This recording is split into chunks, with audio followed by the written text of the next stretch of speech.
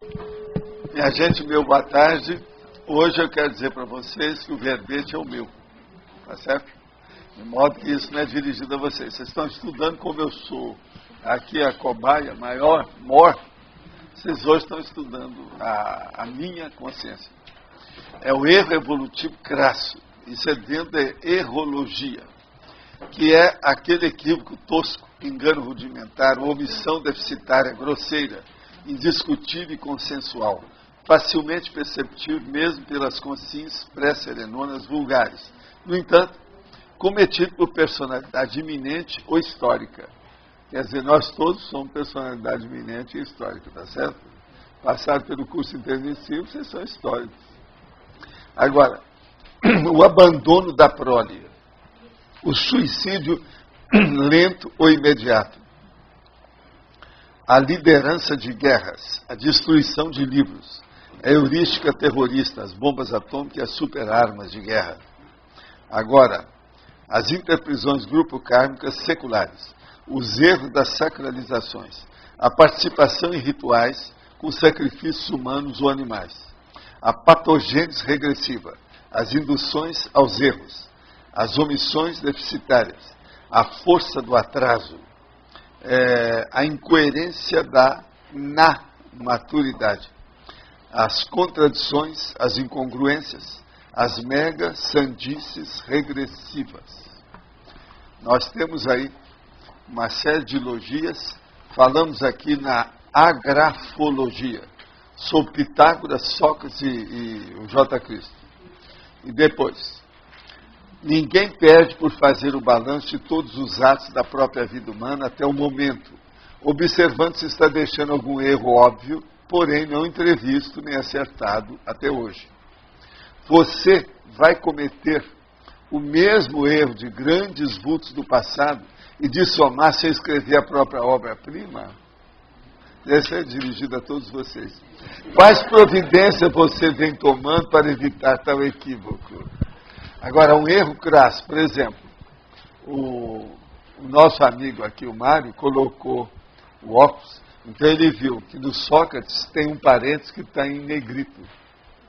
Veja só a sutileza que ele viu.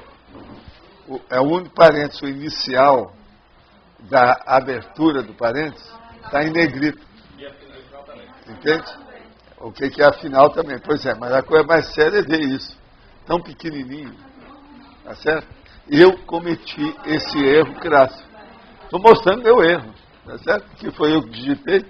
Agora veja, teve gente que fez aí a revisão e não viu, tá certo? Isso é outra coisa. Eu quero dizer... esse é secundário.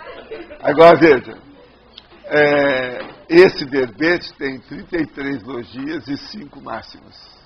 Ele está bem dentro dos trinques. Você, Rosa, se quiser trabalhar, pode trabalhar nos antônimos e nos estrangeirismos. Tá certo? Isso aí é um trabalho que está aí na sua mão. Agora eu vou responder aqui alguma questão que já apareceu. Dá para dizer que os mega-sediadores têm diretamente um papel importante no cenário evolutivo? Feliz ou infelizmente, a gente é obrigado a dizer que sim, pois eles são atualmente inevitáveis. Agora, eles existem devido a inexperiências e imaturidades, devido aos erros crassos, né? Evolutivos crassos. Então, veja, essa pergunta está bem dentro aí. Agora, qual a importância de ter um curso intermissivo? É muito difícil conseguir um. Quais os pré-requisitos para fazer um curso intermissivo e qual o nível de comprometimento com a assistencialidade de quem tem um curso intermissivo? Primeiro, a importância dele é que aumenta o discernimento evolutivo da pessoa. A pessoa começa a dar mais prioridade para a evolução e ela melhora a ProEx dela. E outra coisa, ela fica vendo o que é inteligência evolutiva. Agora, para conseguir isso, é preciso de ver a ficha da pessoa, como é que é o saldo. E é um processo extrafísico e isso não está na nossa mão. Agora, os pré-requisitos é tudo aquilo que seja de bom do ponto de vista da mega-fraternidade, da cosmoética, da evolução. Agora, o nível de comprometimento, a pessoa, ela tem, com o tempo, ela acaba sendo uma mini peça dentro do maxi mecanismo assistencial. Isso é o caminho inevitável do curso intermissivo. Seria um erro evolutivo desenvolver o chakra básico, o Kundalini, prematuramente, não tendo a consciência, domínio completo do processo energético desse centro de energia? Primeira coisa, Kundalini e chakra básico, como está falando, é um negócio que é coisa básica de bicho, porque ele é o chakra sexual. A consciência não tem sexo, então é um processo do corpo. É um negócio muito animoso, animal, vegetativo, quer dizer, primaríssimo. De modo que desenvolver as energias conscienciais é sempre positivo. Agora, perder tempo com esse negócio de estar só pensando em chakra básico ou Kundalini é bobagem. As crianças já devem começar a trabalhar com a EV. E não tem nada de sexo nisso. Lembre-se, o sexo é secundário. A sua consciência não tem sexo. Poderia falar sobre o abandono da prole, fatologia linha 1, exemplificando? Se de ver. O abandono da prole.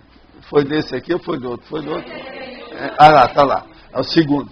O abandono da prole, por exemplo. Uma pessoa colocou os filhos dessa terra. Não pode abandonar. Isso é um erro evolutivo crasso. Isso aí não tem nada que possa defender essa pessoa. Isso aí é um erro indefensável. Exemplificando. Deixou uma criança, ou deixou 5, está tudo danado. Aqueles pais que deixam a criança de qualquer maneira, o outro que entrega, não sei para onde, aquela mulher que tem um filho e dá para os outros na hora, isso tudo é um erro. Então, para que é que tem o filho? Ela fala assim, não, foi inconveniente. Então, por que você é desorganizada? Isso é desorganização. Dependendo do erro, o amparador auxilia ou é uma prova que se faz sozinho? Não. Dependendo do erro, o amparador auxilia todo mundo quando vê que não está fazendo um estupro evolutivo. Agora, eu queria falar aqui que tem um amigo nosso que chama Eduardo Pavan. Ele é um arquiteto. Ele não está aí hoje não, né? Não, ele é daqui. Ele está aqui. Agora, ó, ele é Eduardo de Foz. Eduardo de Foz. Agora, o que é que se passa? O nome dele é Pavan. Tudo indica que ele é um pavão. E eu quero mostrar para vocês. Esse cara é o máximo.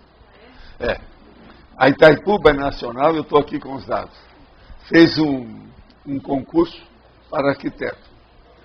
E são exatamente 405 candidatos. Só ele que passou. Era só uma vaga. O homem é uma fera. De modo que vocês ficam sabendo quem é essa pessoa. E vocês aí que marcam as pessoas, esse se põe uma marquinha nele, tá certo? De modo que a hora que aparecer o Pavão, eu quero saber dele, tá bom?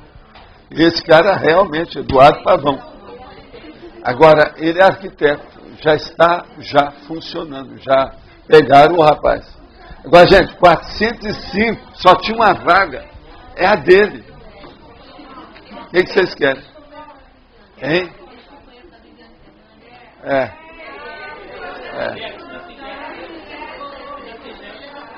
Ele é bom mesmo, né?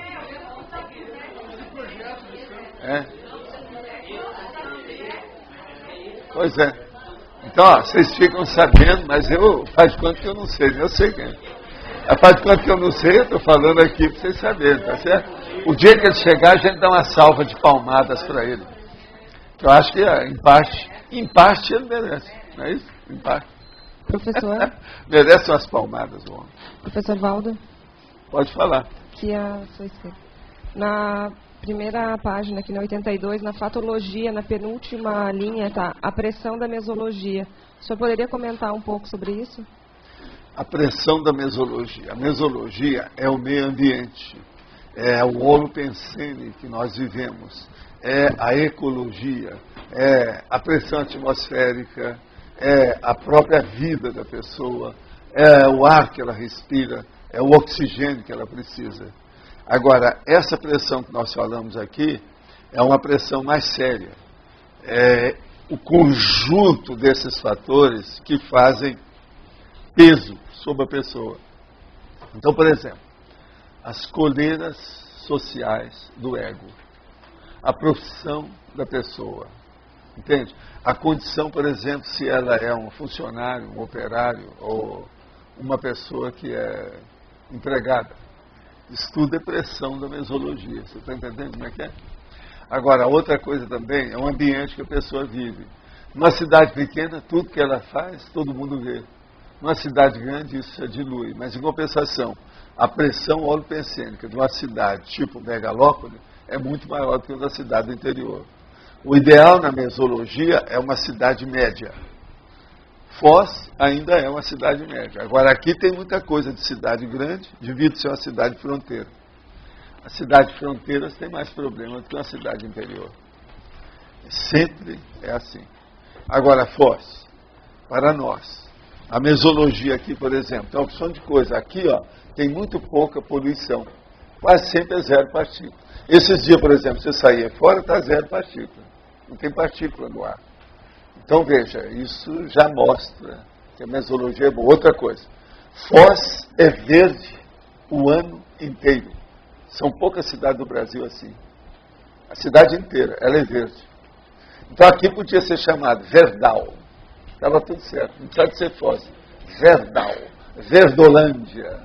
Você está entendendo? Porque é verde o tempo todo. Vocês podem olhar. Nós estamos agora em pleno outono. Tem flor aqui no CAE, que não é brincadeira. Tem lugar que você vai andar, tem um tapete de flores. Aqui, hoje, no chão. Entende? Então, veja, aqui não cai folha no outono, cai mais flores no chão. Você está entendendo? Então, veja, isso é a mesologia. Estou mostrando agora como é que é a nossa mesologia.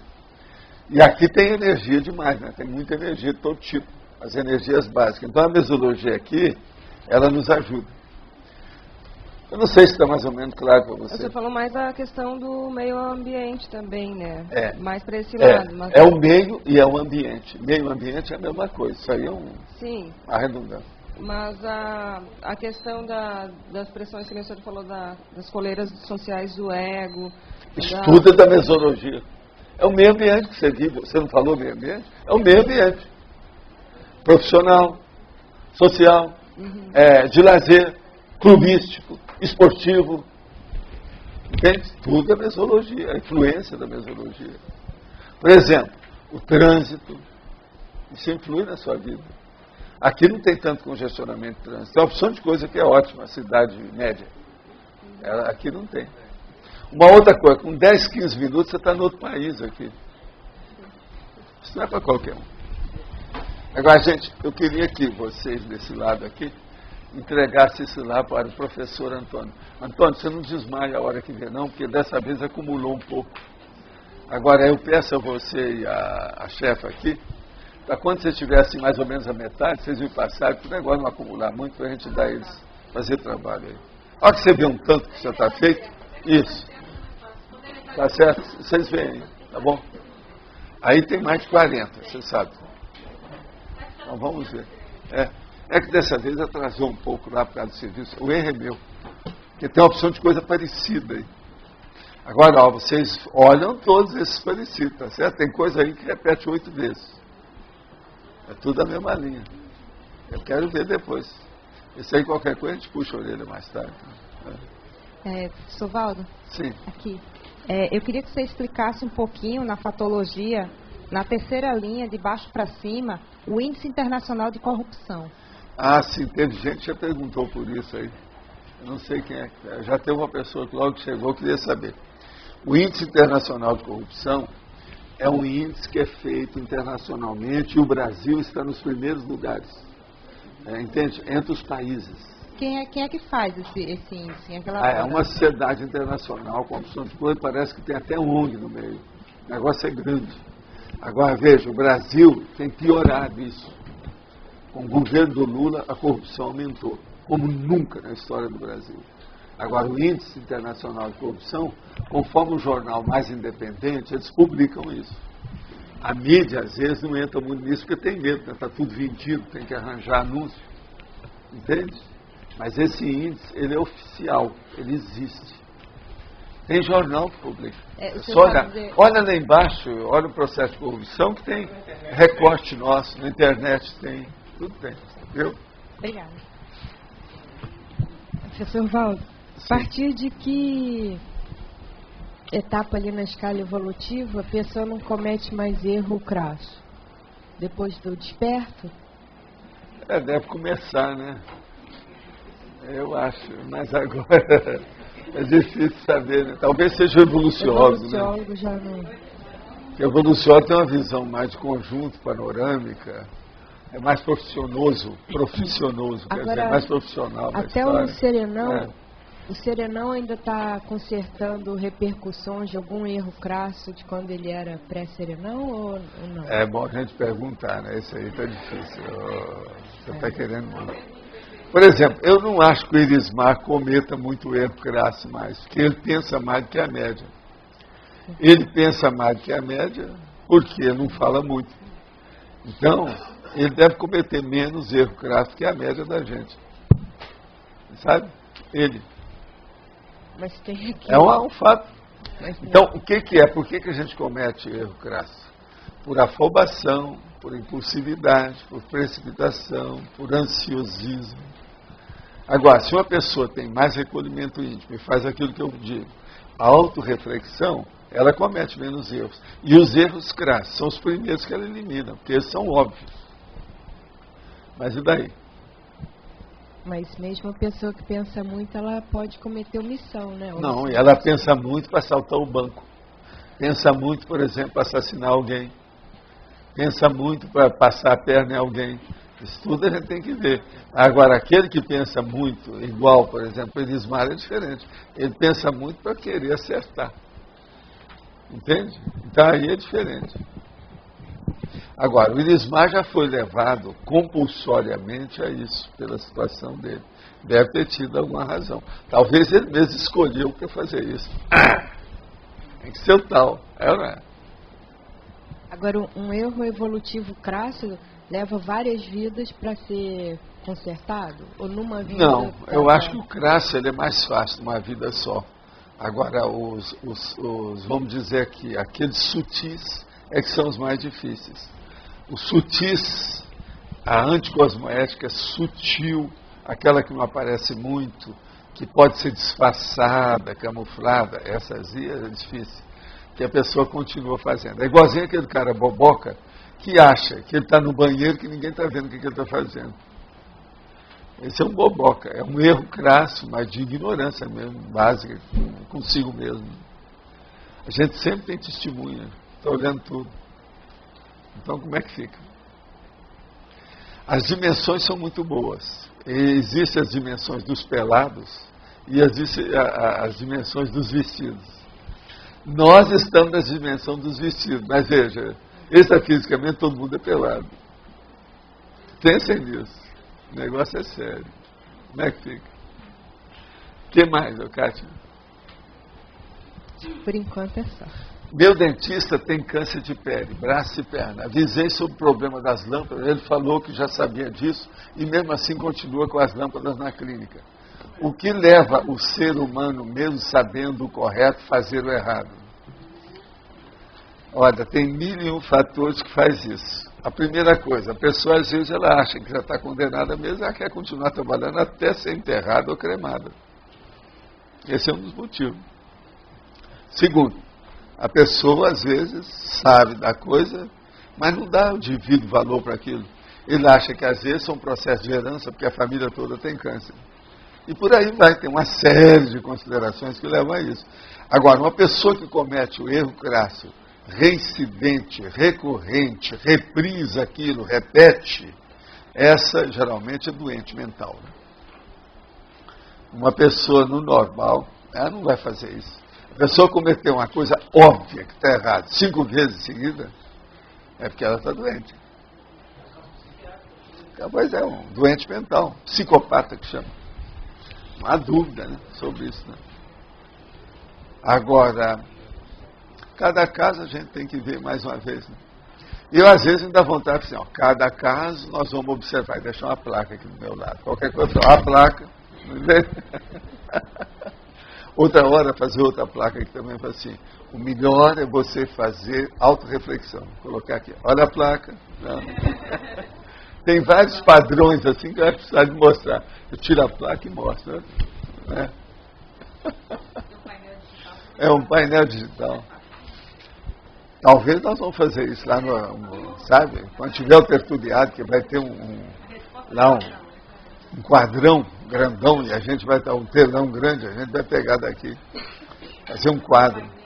Vai ser o nosso quadro social, aquele social consciencial, entende?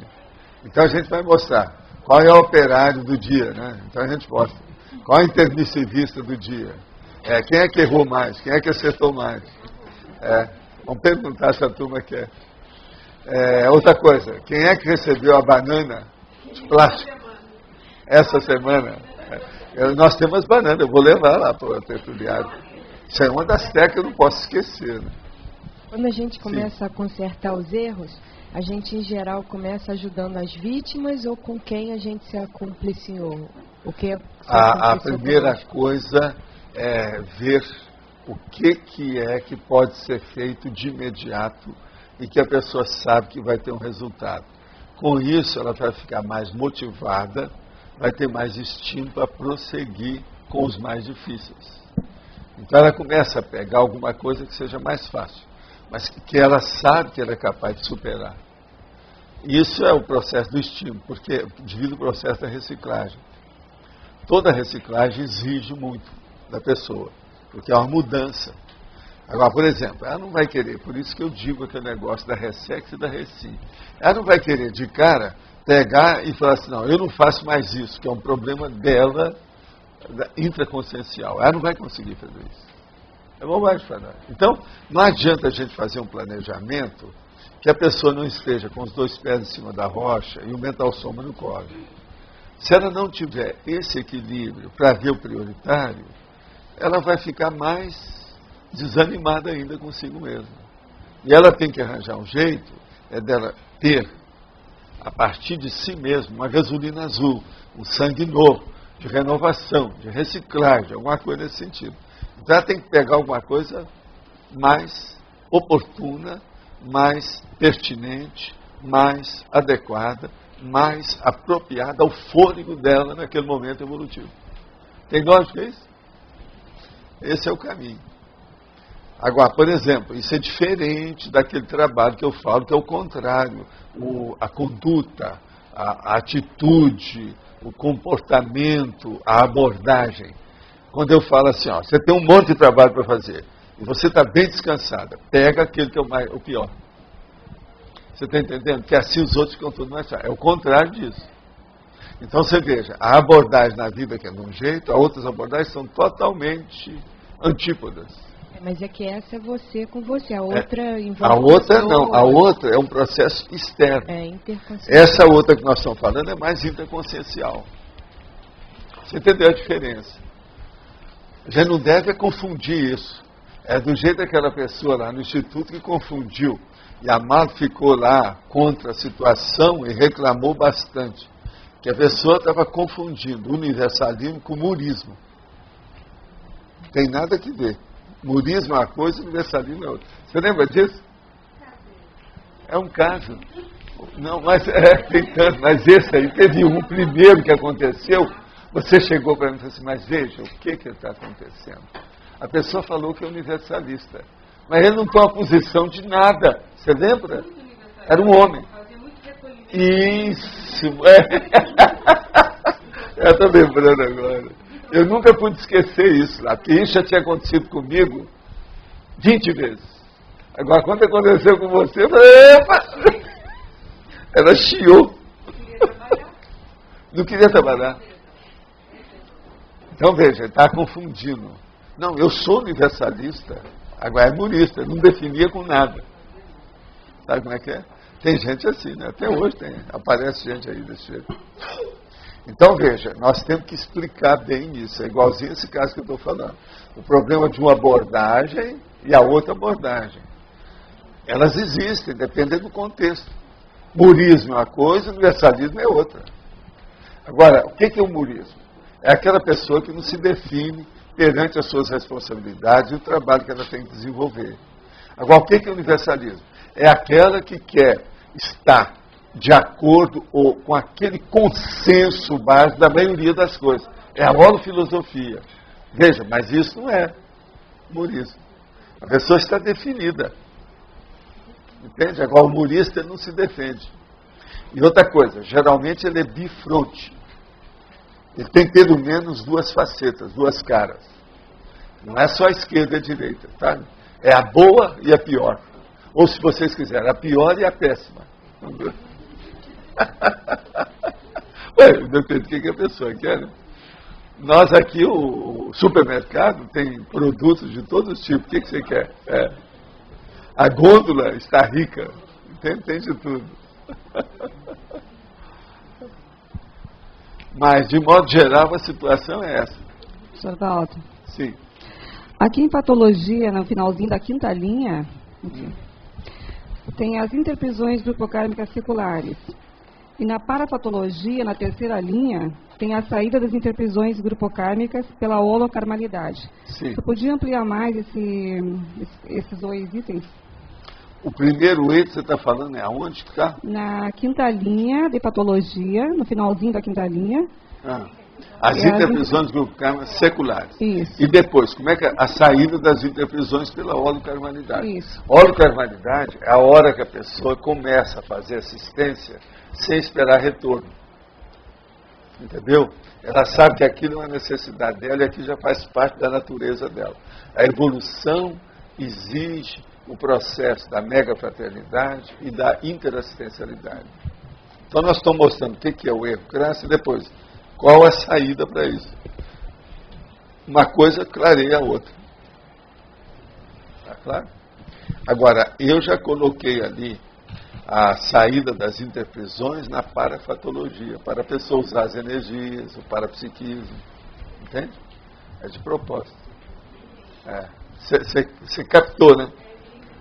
Você captou. Você captou essa. Professor Val, o senhor já Sim. falou que muita gente pensa em assistência porque tem culpa dos erros que fez no passado. Sim. E que tem gente que não tem culpa, então não pensa. Mas aí, quem não pensa é porque não tem erro crasso? Ou não, é porque o erro ainda é suave. O erro é espalhado. Tem uma opção de errinhos, mas eles estão espalhados. Então aquilo não afetou ainda a pessoa. Está entendendo? Agora, com o passar do tempo, ela vai acabar descobrindo isso. E ela vai combater tudo isso. É questão de tempo, de oportunidade, de momento evolutivo. Agora, a melhor coisa que tem é a pessoa que já sabe de algum dos trafalhos dela, pelo menos alguns. Saber todos é pedir muito, mas pelo menos se já sabe alguns, já é uma grande coisa. O melhor jeito da gente viver com as pessoas são aquelas que admitem os seus trafalhos e estão fazendo força para combater. Essas pessoas são as melhores para a gente viver. Agora, a pior pessoa é aquela que nós chamamos que é a amizade ociosa. É aquela pessoa que já viu tudo, você até já deu os exemplos, já aconteceu muita coisa, e ela não quer saber de nenhuma renovação. Ela não quer fazer reciclagem. Essa aí, se você puder deixar para lá, é o melhor que você faz.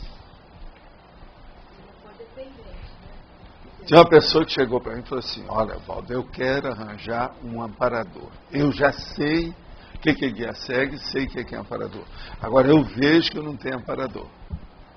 O que é que você acha, você que já conhece alguma coisa da minha vida, o que eu devo fazer? Então, assim, a primeira coisa, você tem que entender o que é amizade ociosa. Como é que você quer ter amparador fumando desse jeito? Como é que você quer ter amparador indo todo sábado e ficando lá até de madrugada com aquele povo lá no botequim da esquina lá, aquele nosso lá, que eu sabia que ele ia? Você gosta de assediador. Intrafísico e extrafísico. E fui provar para a pessoa o que era. Ser especialista em assédio. Você pode até escrever sobre isso. Por exemplo, agora, isso aí parece que era uma quinta-feira. Assim, ó, depois de amanhã você vai voltar para lá. Que tal? Você querendo, eu te dou aqui um caderno e com a caneta. E você vai anotar tudo que tem durante as horas que você passa tomando chopp lá com a turma, todas as bobagens que aparecem. Você vai ver quem é que é assediador, quem não é. Você vai ver as piadas que são suaves, as anedotas que são pesadas, aquilo que já saiu uma discussão, que você viu que tem alguma coisa. Uma outra coisa, aquele que bebeu muito, que já virou caneco, então tem alguém que está bebendo através dele, você já anota. Você vai começar a entender isso aí. Agora, depois que você já deu uma panorâmica da sua equipe, você vê se tem algum que você pode abordar para melhorar. Aí você vai chegar para ele e falar assim, olha, eu estou querendo melhorar, eu quero fazer uma reciclagem. Eu queria perguntar se você também quer, que eu já vi que você precisa disso. Aí eu virei para ele e falei assim, olha, então se você topar essa parada, depois que você observar seus amigos todos, você fala com ele, gente, então, já que nós estamos aqui agora, vamos lá para os Alcoólicos Anônimos. Aí o cara soltou uma gargalhada. Você tem razão, estou entendendo. Captei a mensagem. Ele falou. Porque, no fim da história, agora, depois de vários anos, na mesma praia, você está entendendo? No mesmo lugar, os caras já tinham a cadeira cativa, a mesa cativa, o local de acordo, tudo isso, dentro do botequim, dentro do bar. Né? Você sabe, o Rio, Niterói, esse aí não era do Rio, ele era de Niterói. Entende? E Caraí. E tinha lá. Lá tinha aquele, como é que chama? A Caritas, não é isso? Caritas, Charitas. É lá perto das Charitas. Queria sempre. Agora, a pessoa bem de vida, tudo assentado, a família bem organizada. Agora, ele já está bem impregnado de álcool. Sabe aquela pessoa que começa a ficar meio avermelhada? É o nariz já esquisitinho. É. O nariz chega primeiro. É. Então, vocês vejam, isso tudo é uma condição do erro crasso. Esses aí, por exemplo, a pessoa que fuma, é um erro crasso. Estava na cara. Agora, me dá uma pena, né? Por exemplo, eu vi uma pessoa que eu admiro muito, é um cara, que é um italiano, que vocês devem conhecer, chama Umberto Eco. Agora, então, ele se aposentou e é uma cabeça, o cara. Ele tem uma opção de ideia bem avançada, mas é tudo assim, é um dos maiores intelectuais vivos que muita gente acha. Ele, então, deixou a cátedra dele agora, a situação toda. Está mais em casa, conversa com os outros, é um cara que está quase sempre alegre, tudo isso. Mas agora, fotografar ele para fazer o negócio, a entrevista, então ele está atrás assim, está segurando o cigarro. Quer dizer, dá uma pena, né? Quando a gente vê uma coisa dessa. Eu nem sabia que ele era, ninguém nunca falou que ele era fumante. Eu quero até ver se aquilo, quem sabe que eles puseram, sei lá, né? Só de saber, eu só vi ali, só de saber se ele é fumante. Que aí não dá, né? Um cara brilhante, inteligente do jeito que ele é, como é que fica? Ele é muito conhecido pela semiótica e pelas histórias em quadrinhos. Que ele escreveu, né, os processos sobre isso, tem até a coleção lá da editora Perspectiva há muitos anos, tem os integrados que ele escreveu sobre o processo da história em quadrinhos. Ele conhece bem essas coisas todas. Ele é muito bom. Em semiótica, opção de coisa, mas não é. Por exemplo, a análise política dele, da Itália, que ele fez aí nessa entrevista, eu tiro o chapéu, assino embaixo. Impressionante. A análise que ele faz da igreja, por exemplo, é impressionante. Agora, ele que escreveu lá o negócio da Rosa, lá, aquele romance. Entende o nome da Rosa? Caldo. Mas agora, veja, Caldo. ele perde tempo com essas coisas, de qualquer maneira, né? Um cara não devia fazer um romance com a cabeça dessa. Mas ele não vai muito além da Itália, né? Os livros dele Não, têm uma agora, você sabe que ele circunscrição tem a minha idade, né? Ele está mais com ou 76 anos, ele fez agora há pouco tempo. Ele não vai muito. Está com 76 anos, está muito bem disposto, sabe? Tirou até lá a fotografia com o chapéu lá daquele especializado, de Borsalino, não sei o que, as coisas. Queria que você Ele é uma cabeça, esse homem. É um gênio, li algumas É um obras gênio. dele. Agora, é uma pena de isso memória. tudo, né? Agora, outra coisa, você sabe que ele foi ajudado do jeito que eu fui. Ele não teve preceptor, mas teve gente que ajudou ele na infância para ler. A questão da leitura. A parte Isso de ajudou demais criatividade o dele cara. é fora de série, os estudos dele na área é muito bom. Paulo, eu queria te perguntar uma coisa. Há uns dias, agora, eu recebi uma pesquisa dizendo que existe um componente genético em certas pessoas que impede o aprendizado pelo erro. Não consegue, a pessoa não consegue. Isso foi feito pesquisa de laboratório, mostrando que um grupo aprendia com o erro e depois dali não usava mais aquele recurso. E que um outro grupo, por um efeito genético, não conseguia Sei, aprender. mas eu não acho tinha que isso registro ainda está muito precário. precário. O universo disso aí tem que crescer. Eu acho que não é só isso, não. Tem mais coisa nessa história. Tem mais processos orgânicos nisso. Não é só gene, assim. Esse negócio da genética e toda essa genoterapia, a gente tem que deixar sentar a poeira. Já precisa de alguns anos para a gente ter uma noção para falar e afirmar isso com segurança. Eu acho que tem muita coisa nisso. O processo da biologia, gente, é super complexo. É lógico que isso aí vai ajudar demais, já está ajudando, já está clareando demais, mas ainda tem muita coisa para ser esclarecida. É aquele negócio da elucidação. O cara falou, não, vamos clarear isso aqui. Depois vem o esclarecimento. Agora depois vem a elucidação. É a hora que explicita. Vamos pensar nisso, isso ainda demora um pouco. E nesse contexto não adianta a gente tentar esclarecer uma pessoa que para ela não tem aquele padrão. Sei, mas agora o problema é que eu não acho que tem padrão não. Se você dá um jeito da pessoa raciocinar com você e você arranjar ganchos didáticos de acordo com o pensamento dela, a profissão dela, eu acho que isso tudo é secundário. Espera, porque no ICP1 a gente vê isso, a moldagem de pré-sinapses nas pessoas para elas voltarem a pensar. Uma ideia simples que você arranjar. Se uma pessoa ela é medíocre, a gente consegue mostrar a ela essa ideia. Isso é que eu penso. Então veja, esse problema que você está falando, isso aí é uma ideia crassa, bobagem. Então é simples. Isso aí uma pessoa medíocre consegue sim. Esse que eles acham que não entendeu nada, manda falar comigo que eu vou conversar com ele. Eu garanto que ele vai entender. Então veja, há processos de abordagem. Como é que você chega na pessoa? Agora, por exemplo, você fazer um universo desse, mas só um tipo de abordagem, você exigiu de um punhado de gente, isso não quer dizer nada. Eu acho muito pouco ainda. Em ciência, em pesquisa, nós precisamos ter um universo mais dilatado, mais amplo, para você considerar aquilo com uma certa segurança. Do jeito que está aí, eu ainda não vi ainda muita consistência, uma opção de coisa que eles estão afirmando. E a gente vê, Valdir... E você sabe, esse povo é tudo afobado. Eles querem mostrar serviço, trabalho. Eles arranjam uma coisinha desse tamanho, já põe aquilo desse tamanho na mídia. Porque na reeducaciologia a gente vê claramente superação disso todo dia. Pois a pessoa entende, daquele modo ela entende, ela consegue... Não, e o problema todo é pegar o nogógio, o busilis, o locus minori existência da pessoa, o weakest point. Toda pessoa tem aquilo. Se você pegou ali, esse é que deve ser desmembrado. Esse é que deve ser estudado, anatomizado, passar o pente fino, pentear o cara. Agora veja, é isso aí é que eu tenho esperança, que nós vamos chegar. Então, por exemplo, todo mundo aqui, vamos estudar qual que é o gene que está perturbando mais você. Nunca um é igual ao outro. É esse que eu estou esperando. Agora, eu penso que dentro de uns 5 anos nós já vamos ter uma média bem óbvia, uma média mais útil dessa realidade. Eu já vi muita coisa. Agora, ó, isso ainda não vai dar ainda para o povo ver que o assediador que morreu com tuberculose, que influiu na neta que começou a tossir. Ainda não dá ainda.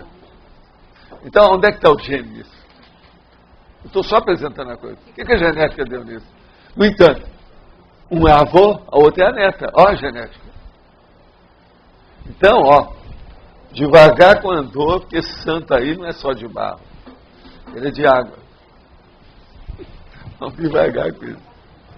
Por favor, explique os erros das sacralizações e a força do atraso. Uma pessoa, por exemplo, que ela sacraliza alguma coisa, ela fica escrava daquilo e submissa, sujeita.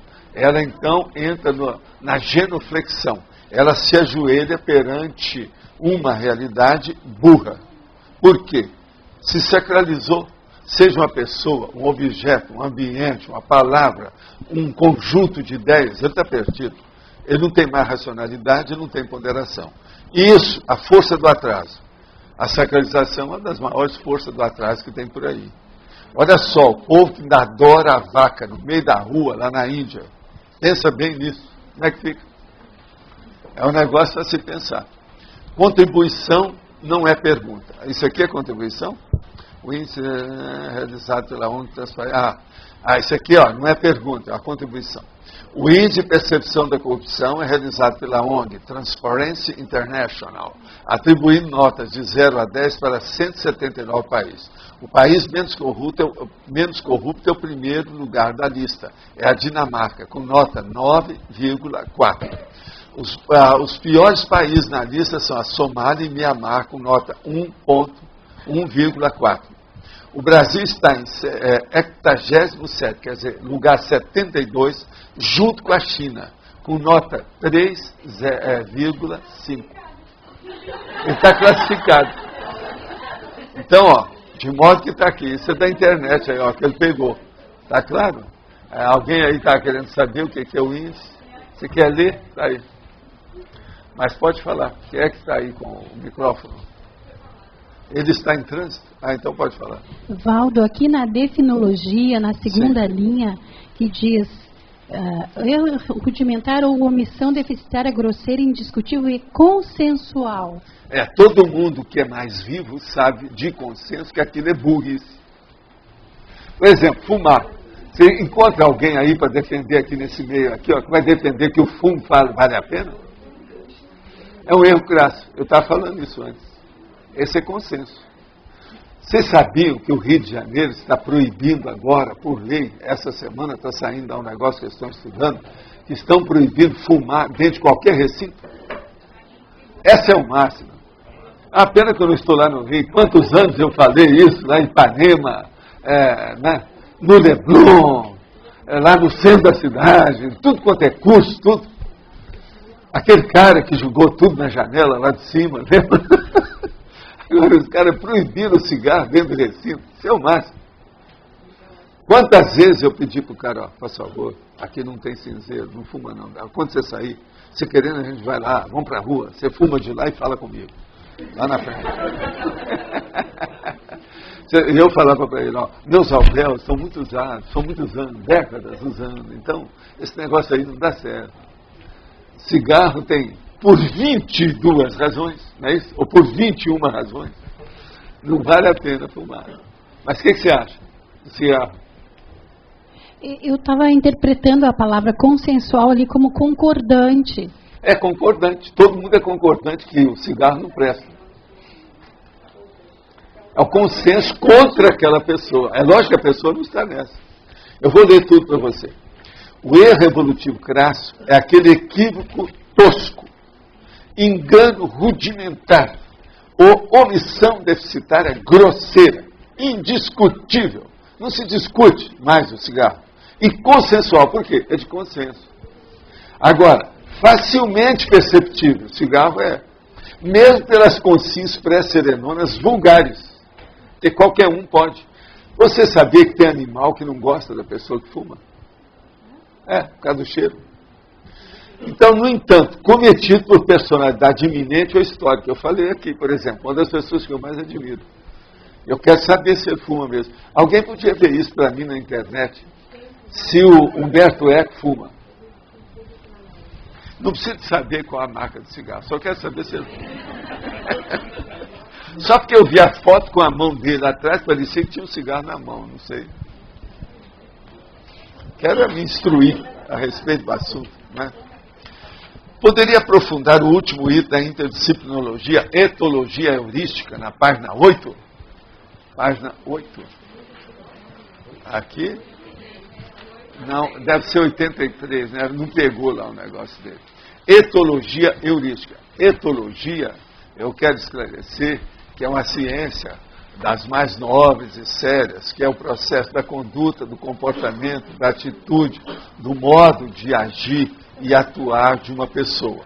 Agora, heurística é aquela ciência que estuda a invenção, que estuda a descoberta, que estuda a pesquisa grande. Aqui para nós, a heurística ou heuristicologia, como eu chamo, é o estudo das verpons, a verdade relativa de ponta. Porque toda descoberta ou toda invenção, ela é relativa e ela dura pouco. Tudo evolui, até as invenções. De modo que está aí. Por exemplo, o primeiro avião que eles fizeram hoje, ele está no museu. Já apareceram centenas de tipos de aviões depois daquilo. Então é uma invenção que já produziu muita coisa. Então, a etologia heurística é aquele modo de comportamentar, ou de se conduzir, ou de atuar, ou de ter um posicionamento que seja descobridor, inventor, inventivo, produtivo, com ideia nova, prolífico. Isso é que é a etologia heurística.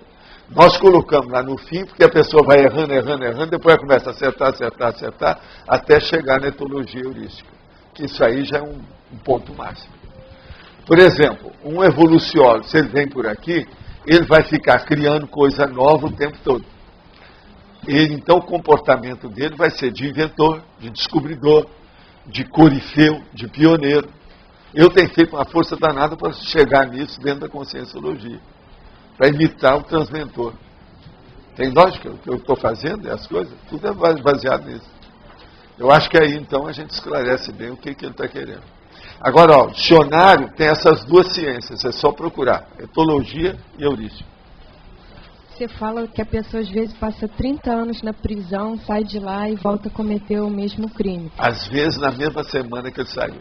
Pois é, se a gente fizer uma analogia com o processo evolutivo, a pessoa pode passar um tempo contida, mas depois ela cai naquela forma e volta a repetir. Pode, mas agora você tem que ver, nesses casos que assim que são do jeito que você está falando aí, é um caso mais grave e agudo. Geralmente essa pessoa é porque ela tem está faltando algum parafuso. Parafuso que eu estou falando, cortical, cerebral, de processo então de parapsicopatia ou psicopatia. Por exemplo, um caso clássico disso é de um brasileiro aí, que havia aqui, que ele era ladrão. E ele roubava o tempo todo. Mas depois ele começou a fazer crime.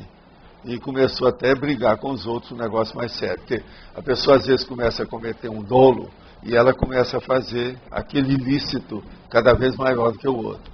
Então ele foi preso e ficou vários anos. Os psiquiatras, psicólogos examinaram e foram acompanhando para ver se ele melhorava. Lá pelas tantas eles deram liberdade, mas tinha uma turma que era contra da liberdade, queria acabar fazendo alguma coisa. O que é que faz?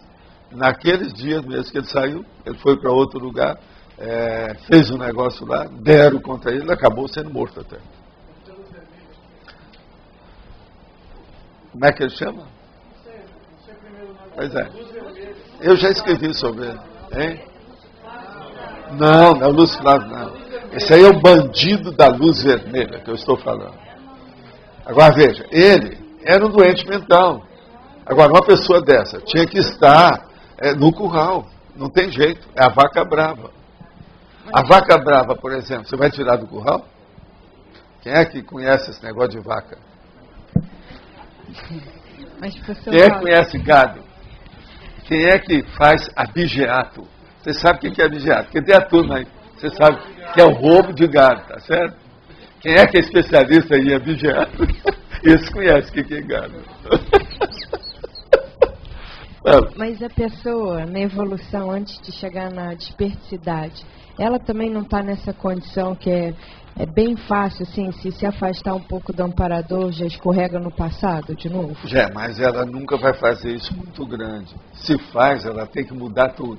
Ela muda de ambiente, porque ela fica constrangida. Se o negócio chega no nosso ponto hoje, o problema, a pessoa está numa passarela permanente. Está todo mundo de olho. A gente é muito observado. Então, é muito bom quando você tem um grupo evolutivo que você se entrosa bem. Por quê? Você começa a ver que há testemunhas humanas junto com as testemunhas extrafísicas. Ou seja, você começa a reconhecer que tem testemunha extrafísica te observando. Isso ajuda demais. É justamente a cognópolis. A cognópolis ajuda isso. Você vê que tem pessoa que às vezes comete determinada coisa, ela não aguenta ficar aqui. Aqueles que cometem um negócio muito estapafúrdio e continua ficando, é porque é doente mental. Mas aquela que tem um pouco de lucidez, ela tem dificuldade até se entrosar. Às vezes ela vai embora, passam alguns anos e depois ela volta. Por quê? Ela fica sem espaço. Ela mesma puxou os tapetes. Você sabe daquela história, né? A pessoa que pegou os cordões do sapato e puxou. Ela vai para trás, ela cai. Você está entendendo como é que é? Então aí o negócio puxou os próprios cordões do sapato, os cadastros, entende?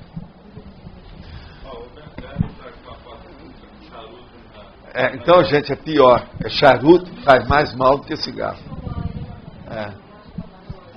Não, é igual a Blavatsky. A Blavatsky fumava, quer dizer, são personalidades. Nós estamos mostrando aí um exemplo de homem e um exemplo de mulher, que são gêmeos. Um vivo e o outro já dessomado, tá certo? A outra.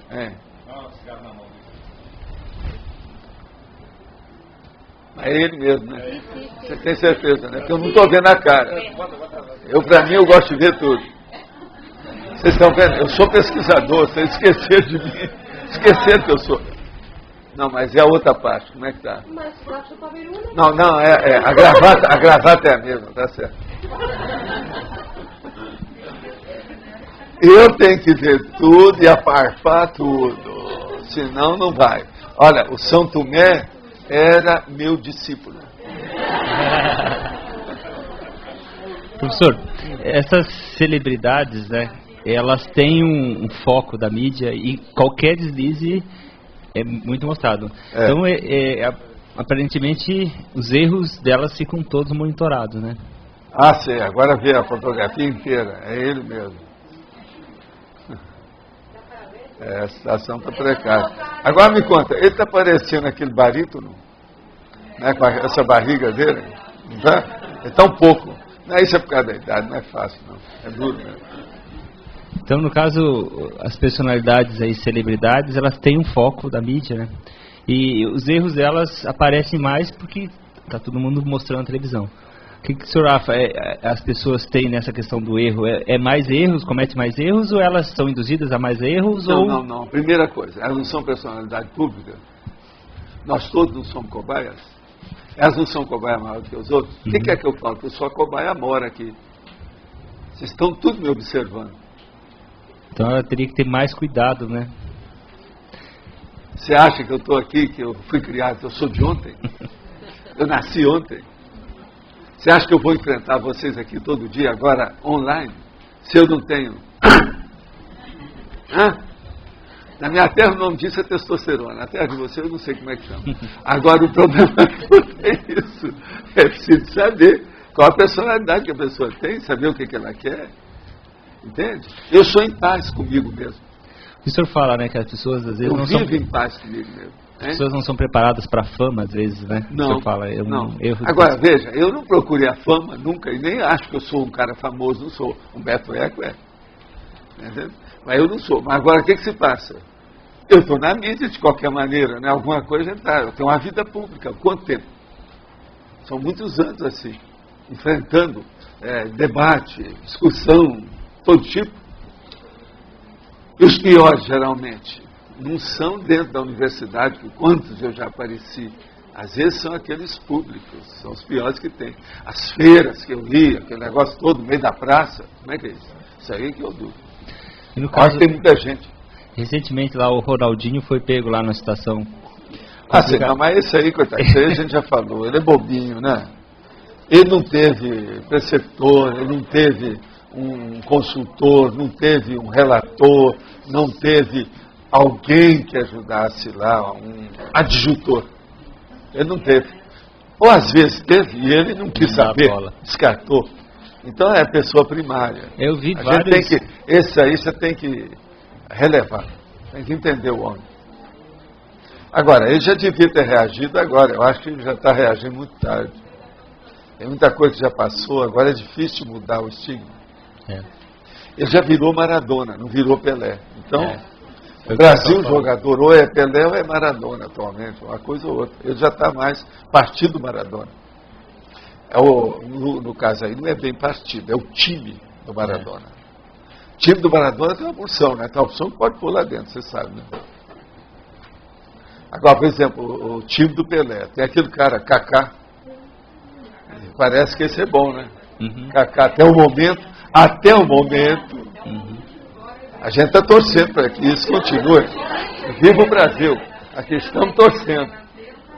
Pois é, mas de qualquer maneira, se foi a Igreja Renascer que fez isso, parabéns para a Igreja. Vamos devagar. Dos males o menor. Já é alguma coisa, né? Não acho? Na escolha da pessoa para a construção da dupla evolutiva, construção da dupla evolutiva, as afinidades psicossomáticas, as emoções, no meu caso pessoal, geralmente ficam em segundo plano. Contudo, não vejo perspectiva de uma relação mais permanente. Na sua opinião, algum erro evolutivo nessa abordagem? Total. Primeira coisa, você tem que olhar o seguinte: ponha o seu egão em plano secundário. Esqueça que você tem egão. E comece a pensar que você vai arranjar uma dupla evolutiva para melhorar a evolução de duas pessoas. Você e a outra pessoa. Sendo assim, se você considera que você é o bem bom, está ótimo. Você vai arranjar então uma pessoa para arranjar uma relação permanente. E ela vai ser a sua primeira consciência assistida. Se você pensar nisso, acabou. Você vai amá-la cada vez mais. Pensa bem nisso. Ela é a primeira assistida do cosmos nessa sua vida. Você tem que cuidar dela. Então acabou. A dupla evolutiva, antes de mais nada, tem que pensar no processo da mega fraternidade. Dupla evolutiva foi feita para ser uma ponte para levar para essa vamos dizer, condição panorâmica da abertura da emoção, condicionada pela emocionalidade, mas, ao mesmo tempo, pela racionalidade, pela ponderação, pela lógica. Então, pensa, arranja uma pessoa que você vai arranjar uma porção de defeitos e trafares nela. Ótimo. Você vai trabalhar para ajudá-la a debater, a, pelo menos, diminuir isso. Agora, arranja uma pessoa que você tem uma certa afinidade, que você se sente bem de estar com ela. Uma outra coisa, observa se você gosta do timbre da voz dela. Começa por aí. Se você já gosta do timbre, já tem meio caminho andado. O resto, tudo melhora. Timbre é difícil. É um negócio que já está encaixado, já está bem feito. Quem está perguntando é um homem, por isso que eu estou falando que tem que olhar a ela, tá certo? Então olha primeiro o timbre da voz. Se você gostou, já tem meio caminho andado. Agora, segundo, vê se você gosta do papo com ela. Se você não gosta, melhora o papo dela. Você está entendendo? Olha os temas que você vai conversar com ela, o que é que tem, de que modo que é. Agora veja, dentro da CCCI, o que tem mais é mulher. Valdo, pode falar. Vamos lá. Na página 83, maniologia. Você pode dar um exemplo aqui de o que seria essa maniologia multiforme? Na 83, na maniologia. A maniologia. Isso. A megalomanias multiforme. Isso. Megalomania multiforme, por exemplo, tem umas bravas. A riscomania, ela é multiforme, ela aparece de todo jeito. Tem cara que quer entrar em risco de todo jeito. Eu conheci um camarada que ele gostava de todos os esportes radicais bravo. Ele procurava na internet, até a última vez que eu fiquei sabendo, estava assim, procurava qual é o esporte que apareceu mais arriscado atualmente. Agora, tinha um cara chamado Nível, lembra do Nível? É o cara que pulava nas coisas, ficava entre dois morros de milhares de metros de altura, ele estendia uma corda e ia andando na corda. É o Knievel. Então, esse cara admirava esse Knievel. Agora, o melhor da história. Isso, então, era a riscomania dele. Mas esse era o de menos. Ele via os caras que estavam fazendo jogo, ele queria entrar no jogo de todo jeito. Chegava lá e perdia um monte de dinheiro de uma hora para outra. Perdia até no turf, lá no, sabe, na corrida de cavalo, lá do Rio, lá no jockey. Então, você veja, esse cara, ele queria estar, como ele falava, nas 11. Lá tinha um negócio de falar, não tinha um negócio no Rio? Jogar nas 11. Joga nas 11. Então, eu jogo nas 11, Val. Assim, então tchau para você. Quando você começar a jogar no 1, você me fala. O negócio é bravo. Você começou a entender aí? Agora, então, veja, ele se arriscava em todas as áreas. Eu dei duas coisas, o esporte e o jogo. Mas não era, ele se arriscava num monte de coisa. Possivelmente, eu não sei, mas ele atualmente deve estar se arriscando para fazer sexo sem proteção. É um dos maiores riscos que tem atualmente. Você sabe que tem até nome para isso. Tem nome específico. É uma roleta russa, né? Hein? É uma roleta russa isso, né? É uma roleta russa sexual, que eles chamam. É o DST, né? Brabo. No caso aí, a AIDS, né? Problema sério aí. Mas tem gente assim, né? Não é fácil, não. Agora, quem é que está aí aqui, com a... professor. Aqui, ó. Aqui, professor. você? Na página 83, na exemplologia, o erro evolutivo crasso coletivo, a do líder terrorista. O senhor podia esclarecer melhor? Por exemplo, um terrorista. Isso é um erro evolutivo crasso. Terrorismo, você não tem jeito de proteger. Vocês vê algum jeito de uma pessoa ser terrorista? Tem alguém que quer defender isso? Agora veja, o cara é um líder. O líder terrorista. Tel quer dizer da teologia. Por exemplo, olha aí, olha lá no jornal, por exemplo, Globo News, que todo dia aparece as pessoas. Tem um que chama Mocabe e outros mais. Tem palestino, tem lá no Líbano. Eles até se parecem, porque usa aquele turbante, aquela coisa toda, e eles são terroristas líderes totais. Isso é erro crasso. Não tem jeito de ser daquele jeito. Tem um no Líbano agora que essa semana está aparecendo mais na televisão. Anteriormente, esses últimos meses, está aparecendo mais aquele Maccabi, que é lá do Iraque. Que ele chega e manda, todo mundo segue. Agora ele manda, já viu, manda matar um monte de gente, arranja homem-bomba, tudo isso. Agora, não precisa ir muito longe, né? O Osama Bin Laden não está aparecendo muito, mas você quer pior do que esse? E outra coisa, ele tem um jeito de sacerdote, né? O Osama, né? É tudo devagar, que ele tem um processo físico que coloca ele sendo mais calmo. Ele não tem jeito de fazer muita... Ele tem uma deficiência orgânica séria. Tem. Por isso que é. Todo mundo sabe disso, quem já estudou as coisas dele. Não, era o jeito dele, ele é assim mesmo. Colabora com a satisfação. Você não vê que tudo é devagar com ele?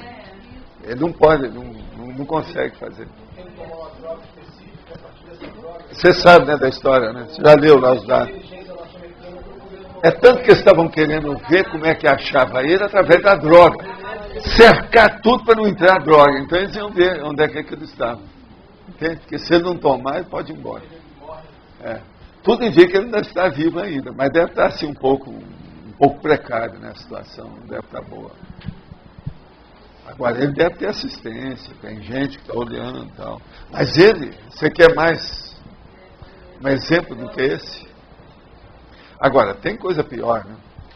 O cara que é o segundo da Al-Qaeda é um médico. Ele é que manda matar todo mundo atualmente. Aquele Harakiri, não sei o quê, Harakiri. É quase Harakiri, esse povo fala. De vez em quando eu vejo, as palavras são quase igual a Harakiri, mas que coisa, né? Aí é um problema semântico entre o japonês, né, e o árabe. Impressionante.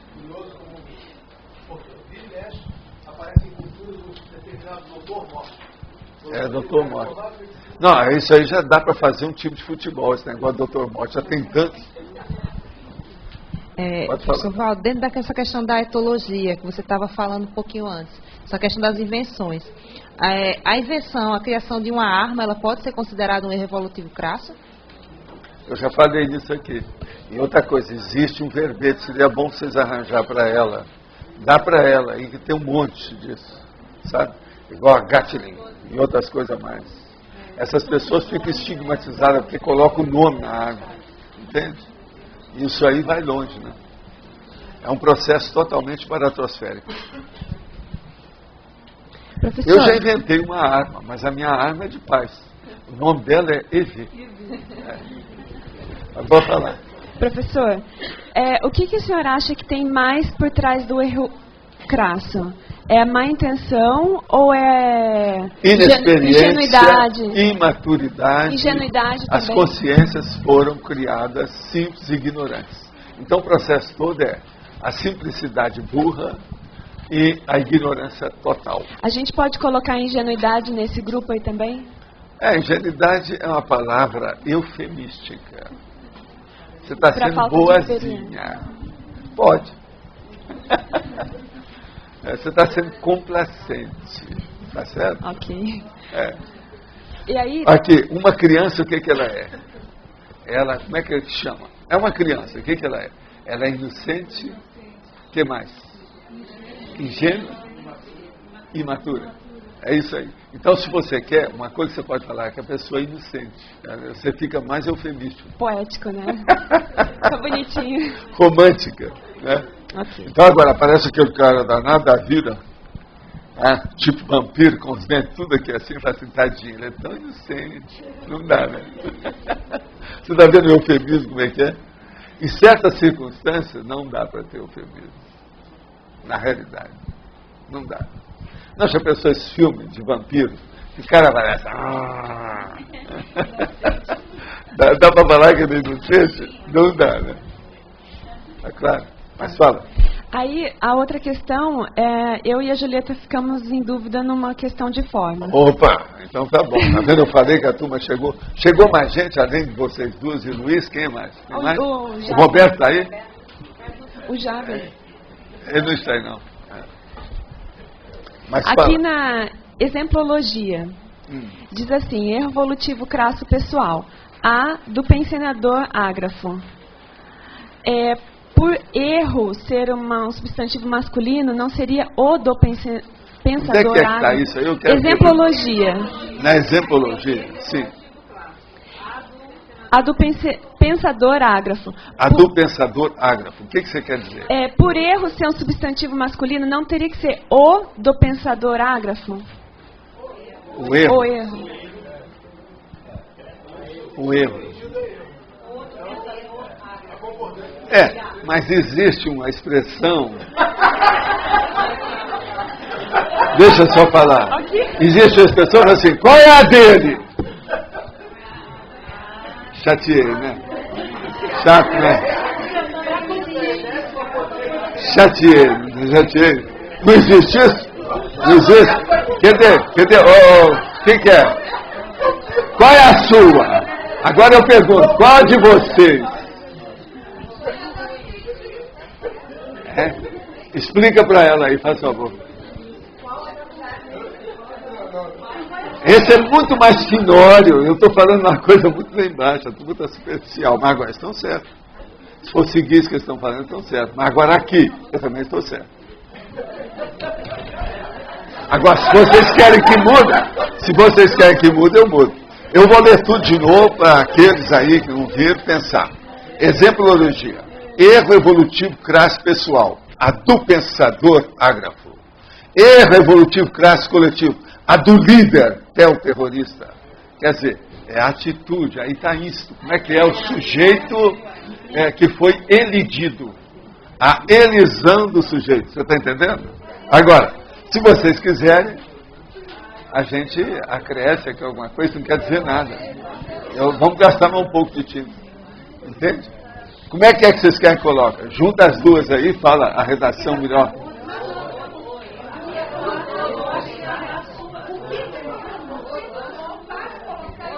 Sim. Agora, ó, o Antônio não está aí hoje, né? Está de saber. Ô, Antônio, o que você acha, Antônio?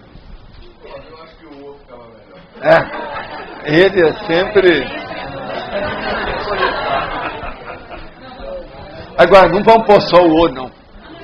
Vamos fazer uma terceira posição. Eu acho melhor uma então, terceira. Então, nós vamos pensar aqui. Porque... Erro evolutivo crasso pessoal. O equívoco do pensador ágrafo. Bem melhor. Agora aí, erro evolutivo crasso coletivo. Não. O engano do líder terrorista. Estão satisfeitos? Ótimo. A gente não pode melhorar um pouco a ideia que o povo vai ser ruim. Eles querem levar tudo para a mediocridade. Nós vamos. Professor, poderia ser... Agora, ó, eu vou pôr equívoco e engano, tá certo? Professor, poderia colocar a omissão do pensador ágrafo, daí ficaria A. Não, mas a omissão é pequena. É erro, é que é bom, porque é equívoco. Eu não estou saindo do erro o tempo todo. A hora que eu falo erro e equívoco. Agora, professor Val. Agora, gente, não esqueça da expressão, hein? Qual a de vocês, tá? Porque... Pensa bem, qual a sua? Ontem você falou assim, que você mudava o texto, saía um pouco do gramatiquês do certinho. Isso aqui que eu fiz, eu tinha quase certeza que ia acontecer, só para nós dois, ninguém está ouvindo. Tinha quase certeza que isso ia acontecer. Não, mas agora é que deixei de propósito. Você sabe, essa que são, como é que são as pegadinhas? Mas é que você falou que você estava tentando, através da forma, desformatar um pouco esse condicionamento que a gente tem. Pois é, mas você está vendo como é que é difícil? Mas aí se colocar gente, tudo quem quer que eu falei da gramatiquice aí anteontem? Foi ontem. Agora, você veja bem, nós temos que agitar a ideia na questão da forma para ver isso. Que às vezes um erro crasso, grandão, começa pela forma, depois ele atinge o conteúdo. A gente tem que abrir o olho com isso. Então, se a gente não cuidar bem da forma e não dar valor para isso, a gente não chega num conteúdo elevado, profundo, consistente, entende? Precisa disso. Então, nesse caso aqui, a sua intenção era fazer isso? Até um certo ponto era, eu mesmo. Você viu que aqui, as duas estão, eu coloquei o A nos dois, de propósito. Entende? Agora, por exemplo, tem muita coisa que pode ser feita nisso aqui. Vocês desconfiam, às vezes, quando tem poucas palavras naquilo que eu expliquei. Que às vezes tem muito mais coisa que pode escrever, de propósito. Tem coisa que eu escrevo bastante, tem outras que eu ponho aqui bem pequenininho, que eu vou chamar a atenção. Entendi. Agora, uma coisa, vocês entenderam o pensador ágrafo e entenderam o líder terrorista. Teve gente que perguntou o que era o líder terrorista. Agora, o ágrafo é a pessoa que não sabe escrever, tá certo? O senhor já falou que amparador dá desconto para aqueles erros que a gente tem, que a gente já vem cometendo há muitas vidas. No máximo 3%, né? 3%. Mas, eu estou falando que isso é que está dentro da cotação atual do câmbio. Mas esse erro crasso não seria a matriz de vários erros filiais? Assim, sim, mas esse aí quem é que falou que ele vai perdoar uma pessoa que matou o outro? Ah, tá. Esse 3% não é isso não. 3% é coisinha pequenininha. Por exemplo, um cara que é fumante, um amparador, você acha que vai ficar muito tempo com ele? Não fica. É difícil de fixar. Porque às vezes tem coisa ali que implica. Mas o fumo mexe na vida da pessoa em tudo que ela tem. É que você falou assim, que era para a pessoa se preocupar com os erros novos, assim, coisa que ela nunca fez errado e está começando a fazer. Porque às vezes ela não tem capacidade de ver os erros antigos dela. Então, olha que ela cometeu algum erro. Agora, erro à toa. Saiu de casa e deixou a chave. Esqueceu. Pronto. Entendi. Isso aí é um erro. É bom começar a pensar porque nisso. Senão isso depois vai chama aumentando e vira um errão, né? É. Aí outro aqui. Tem na laboratoriologia o laboratório das retrocognições. Então você também já falou que a maioria de nós não aguentaria lembrar de um erro crasso. A pessoa podia até se matar e tudo mais. Então eu queria saber assim, por no isso fundo, que é bom não ter a retrocognição. Ela tem uma vantagem. Então, no fundo, a pessoa sabe, mas ela não lembra? Ou ela tem indícios assim? Quase sempre ela está ocluída. Ela está obstruída. Ela está eclipsada. Ela não sabe mesmo, não. Ela não sabe nada. Não sabe, não. Agora, veja. Tem pessoa... Só vou contar uma história sem falar nada, mas, por exemplo, você já viu eu contar sempre a história de uma filha, por exemplo, que às vezes tem 32 anos, a mãe tem 56, e ela vive brigando com a mãe o tempo todo. Depois ela vem reclamar para mim sobre a mãe. Eu falo assim, não, você tem que reclamar para uma pessoa que é você. Que é você que é a filha, você que tem que perdoar, você que tem que entender, você que tem que relevar. A coisa é sua. Presta atenção nessa. Isso é um erro crasso. E esse, é antigo. Agora, você vai me dizer que a pessoa que já está com 32 anos, que está lá esse tempo todo, brigando com a mãe o tempo todo, que ela não teve tempo de refletir, ninguém falou nada para ela esses anos todos? Com 32 anos, já tem 6 anos que ela já fez até a consolidação da maturidade biológica do corpo dela. Por que ela continua daquele jeito? E outra coisa, na mesma casa, debaixo do mesmo teto. Mas isso... Então, se ela está brigando com a mãe, se tem aquilo tudo, por que não saiu, não olhou a distância, não viu as coisas? Então, veja, como é que você admite isso? Isso seria um erro crasso? Mas aí a pessoa... E, no entanto, é preciso você saber se ocorre. Ele não está evidente, ele não é ostensivo, ele não é público. Mas a pessoa já vem repetindo isso há muitas vidas, assim? É lógico que aquilo... Agora, veja, se essa moça lembrasse, eu não estou dizendo a mãe, que a mãe, no caso aí, geralmente é melhor que a filha. A tese é essa, em tese. Estou falando com vocês de modo geral, tá certo? Do ponto de vista de generalizar o processo do grupo evolutivo, do grupo karma, a mãe geralmente é melhor que a filha. É lógico que a filha que tinha que ter a reação positiva com a mãe, que ela está mais de idade. Mas agora veja, vamos supor então que a filha seja pior na história. E se a filha vai lembrar? Então ela vai lembrar que a mãe matou a ela, noutra vida, quando os dois eram homens, e matou com tortura e tudo. E ela passou no umbral, uma vida toda perturbada depois, com uma opção de coisa. Ela vai lembrar disso? A filha que já está contra a mãe? Aí vai usar aquele negócio do cúmulo do desespero, que vocês sabem o que. Quer dizer, o negócio não é fácil. Então, veja, a retrocognição é uma salvaguarda, é uma profilaxia também. A gente tem que lembrar disso. Então, é uma beleza. Se você já tem lembrança do que vocês já foram, isso já mostra que vocês já estão ótimos. Uma pessoa que começa a ter retrocognição, mostra que ela já está num caminho de evolução, de progresso, esclarecimento maior. Vê a lógica. Vê se faz sentido. O que você acha desse? O caso da filha e da mãe. Você entendeu isso aí? Agora, tem muito mais coisa atrás disso, né? Tem muito mais. Aí... Outra coisa, as pessoas que estão ali. Aí é o caso de perguntar. O pai mora junto? Ela tem irmãos? Ela tem irmãs? Outra coisa, ela tem tias que sejam irmãs da mãe? Como é que ela se dá com a tia? E por aí vai. Se você começar a estudar o plot, o arcabouço daquela, entende? Todo o mecanismo daquela condição, a situação muda. Às vezes é muito pior do que aquilo que a gente está pensando.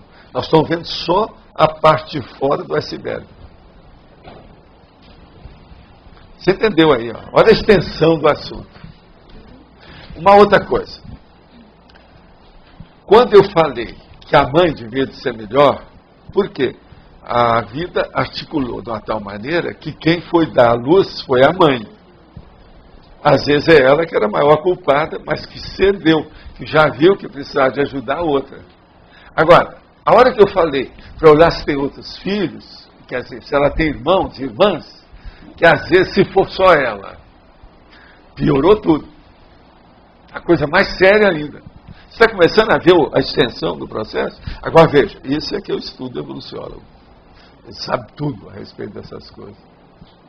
Então ele pinça a pessoa ali no meio da multidão, ele sabe quem é, totalmente diferente da outra. Não tem jeito. Ele sabe toda a parafernália de detalhes difíceis da tragicomédia, ou da tragédia, ou do drama daquela pessoa. Está claro? Aí você fala assim, que queria saber qual foi o último traço que o serenão superou. Mas esse último traço não estaria ligado a esse, não seria individual e não estaria ligado ao erro crasso que a pessoa fez? O último traço dele deve ser o mais sutil de todos, é o óbvio. Está claro? Está claro isso aí para vocês? Seria o mais, seria o mais sutil. É o mais difícil, e é esse que eu deixaria saber. Então, por exemplo, se algum de vocês já acabou com o mais sutil, eu quero saber, bola, por que é que você deixou os outros? Ele colocou o carro diante dos bois. Mas aí, é um traço geral para todo serenão? Não seria um traço específico de cada serenão? É dele. Cada serenão é diferente do outro. Quem é que falou que é igual? Ah, tá bom. Pensei que fosse o traço para chegar na serenologia. Não, aquela condição. Agora, isso é sério, né? Faz sentido, não faz? Sempre que passava por uma casa, caminho do meu trabalho, sentia uma sensação ruim. Há mais de um mês o proprietário dessomou. E de lá para cá percebo que não tem mais essa sensação. O que pode ter acontecido? Precisa explicar isso? Você captou todo o processo da energia que devia estar lá. Uma coisa que você devia fazer, isso aí devia ser uma mensagem para você fazer assistência. Vai lá nessa casa, vê o que sobrou e ajuda os que ficaram. Você está no caminho, que você já teve sensibilidade para saber o que é. Uma pessoa que você não tem contato com ela, que você não sabe nada, esse é o caminho da ajuda. Isso aí pode ser uma sugestão de amparador para você ajudar. Uma coisa muito séria. É um caminho. Aqui, o caminho está aberto para você. Vai. Go, go, go, como diz o americano. Agora, comentários sobre Humberto Eco. Está vendo? O homem é querido, hein? Já tem o segundo já. Numa entrevista dada nesse fim de semana ao Financial Times, Humberto Eco, que é fumador, revela que de vez em quando não resiste a puxar de uma cigarrilha depois de uma boa refeição no restaurante, nem que não a acenda, só para sentir a nicotina. Se sucede vir alguém confrontado por causa da cigarrilha, Eco diz apenas, não é tabaco, é cocaína. E segundo ele, a resposta costuma ser, então está tudo bem. Terrível, assim. De um lado e do outro, hein? Cada um pior do que o outro. Agora, nós achamos na internet 6 fotos do Humberto Eco fumando. Então, gente, mais do que certo. Evaldo, parece que no 2005 ele publicou que tinha deixado de fumar e aí ele depois voltou. Em 2005 ele fez uma parada. Fraquinho, né? Porque na idade dele ele não podia fazer mais isso. Né? Não dá, né? É imperdoável, tá certo? Eu me encontro na fase da pós-adolescência. Não bebo, nunca fumei ou fiz uso de qualquer droga, mas sempre fui solteirão e mulherengo por toda a vida. Tipo playboy de Ipanema. Ixi. Mas fiz minha reciclagem depois de entrar em contato com a Conscienciologia e estou praticando Invex. Invex? Depois disso? Poxa, sobrou algum espaço? O tempo seria esse. Lendo o seu livro sobre dupla evolutiva, me deparei com uma questão. O fato de eu frequentar festas, boates ou reuniões sociais em busca de encontrar uma pessoa bacana para construir uma dupla evolutiva, mesmo sabendo que o ambiente não é o mais favorável estatisticamente, poderia ser um erro crasso? Olha, sem dúvida. Meu dedão no seu nariz. Agora, uma coisa só que eu queria saber é o seguinte. Você com essa vida toda, você nunca participou de nada, por exemplo, um aborto de uma moça? Se acontecer isso aí, acabou a Invex. Então, por isso, seria bom se a sua vida foi assim tão rocambolesca. Vocês sabem essa palavra aqui que significa, né? Rocambolesca. Se ela foi tão rocambolesca, é o tal negócio de examinar para ver se sobrou espaço para que às vezes precisa de ressex e não de Invex. Eu estou só falando. Aqui não está falando a idade, mas tudo indica, né? Essa pessoa? Ele falou pós-adolescência. Da pós-adolescência? Então ele está bem. Então ainda não virou gente ainda não. Então ele tem chance. Agora precisa de ver o que aconteceu nesse período todo. Tem que ponderar. Né? Tem que ver. Agora, nós abençoamos você para te dar bastante energia. Você vai superar isso aí. Vamos ver o que a gente faz. Não é isso? Esse é o caminho. Não é isso? Vê se você sente energia aí. Já é meio caminho andado, né? Começar a sentir.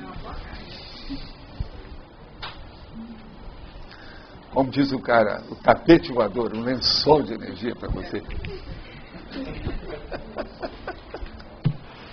Mas olha, pode falar.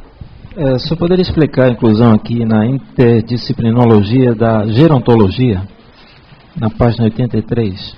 Sim. Por o favor. que é que você está querendo aí? Eu só queria que o senhor explicasse aí a inclusão dessa disciplina aqui na interdisciplinologia. Qual que é a disciplina? Gerontologia. Gerontologia.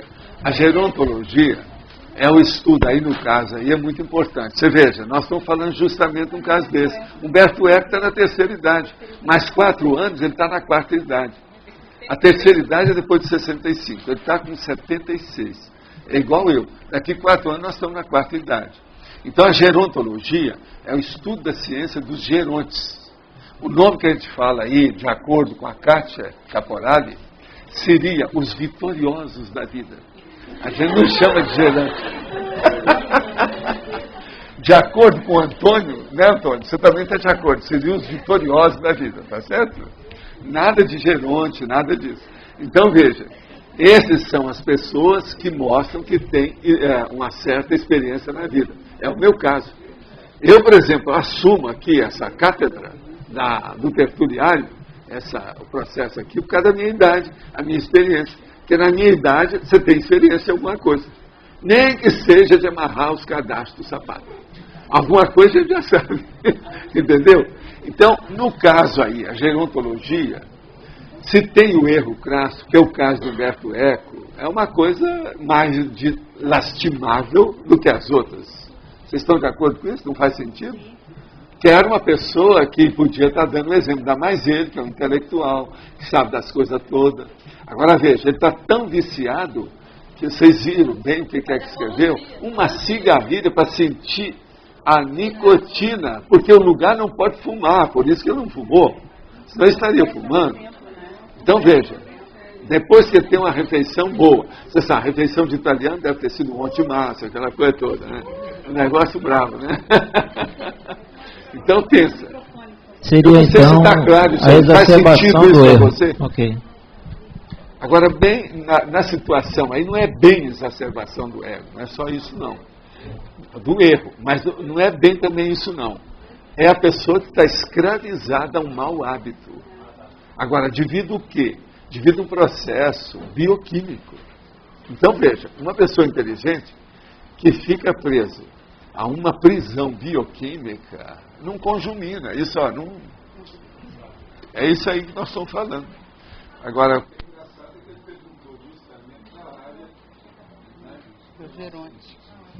Valdo.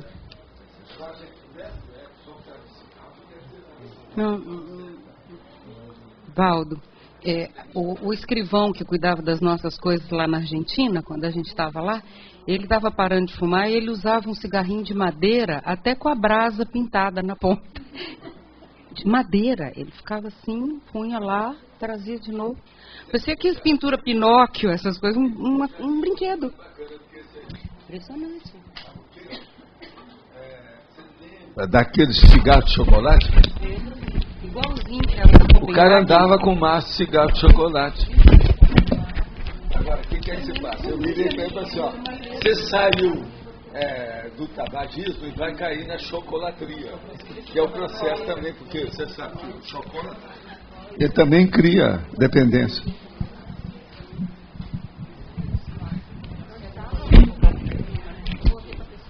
Você quer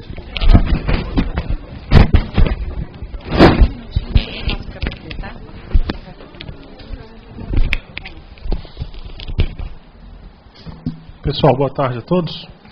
Nós gostaríamos de fazer um relevante comunicado dentro aí das obras do Tertuliário. Peraí. Alguém aí sopra o coração, qualquer coisa?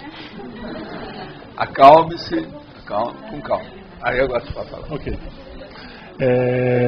Só relembrando, eu acho que muitos aqui participaram no sábado passado, a gente fez uma prestação de contas, uma atualização em relação às obras. E principalmente a questão financeira, como é que estava, né? Então, na prática, só recapitulando, o valor total da primeira etapa, que é a parte bruta, era R$ 423.500, a gente já tinha mais ou menos esses recursos assegurados, inclusive essa semana a gente contratou a consultora para a continuidade das obras até julho, e então nós já estávamos iniciando a captação das obras aí, dos recursos para a parte de acabamento das obras e também todo o recheio que tem que ter dentro do tertuliário. E são várias as iniciativas, é muito esforço, é muita gente apoiando, ajudando, inclusive a gente gostaria de agradecer todas as manifestações aí, apoio que a gente tem recebido. O fato é que desse montante todo, entrando todos os recursos, do custo de verbetes, do projeto que a Rosa vai falar daqui a pouco, do Amigos da Enciclopédia, da própria venda da Enciclopédia da Conscienciologia, nós tínhamos ainda um gap, sendo realista e trabalhando muito, né, tínhamos um gap de R$190 mil para suprir nas obras do Tertuliário. E ontem nós recebemos uma doação na conta do Tertuliário, de uma teletertuliana que vem acompanhando aí o esforço e inclusive conversou com a gente ontem, falando da importância, da relevância que ela tem sentido das tertúlias que ela tem acompanhado. É uma companheira nossa, amiga aí, já atua na Conscienciologia há mais de década. Então ela fez um aporte de R$80 mil nas obras do Tertuliário. Gostaria de pedir uma salva de palmas.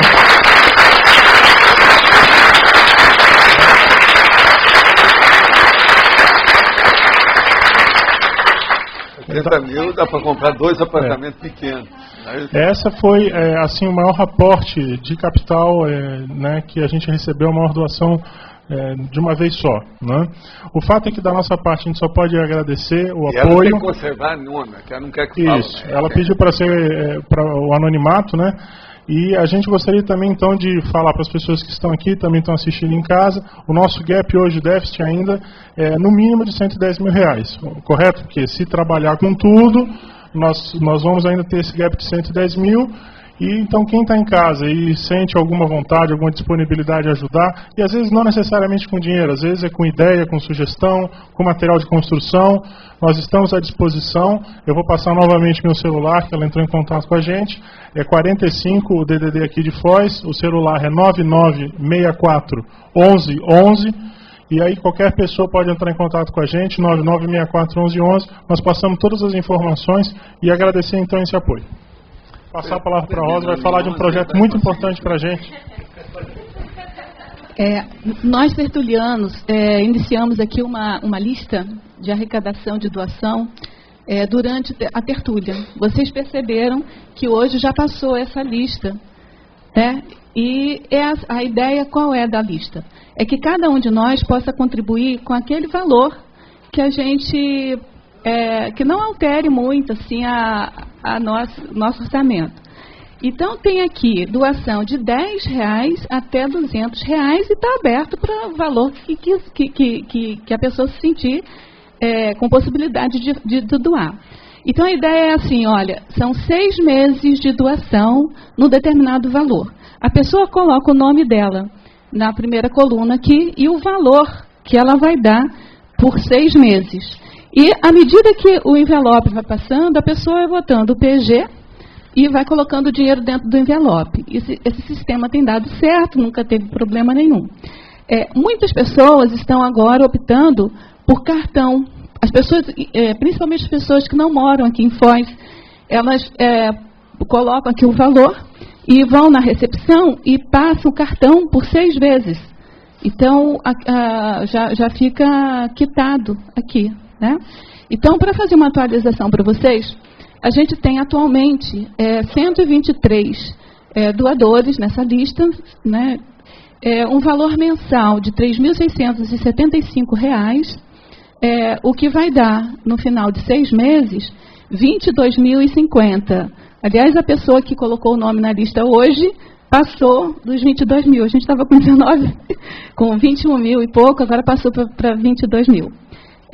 Isso é bom para a gente perceber o seguinte, cada um dando 20, 10, 50, a gente chega em 22 mil, tá bom?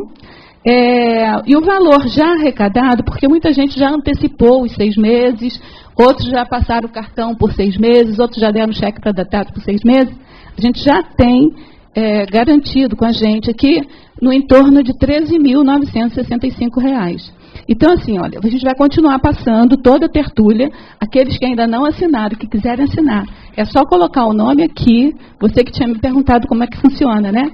Então, é só colocar o nome aqui e o valor que você está com disposição de contribuir por 6 meses, tá? Como é que vai contribuir isso? Pode ou passar o cartão lá na recepção, ou colocar o dinheiro aqui toda vez que rodar, e se você não é de Foz, se não quiser passar o cartão, você pode fazer o depósito também, a gente terá o número da conta, tá bom?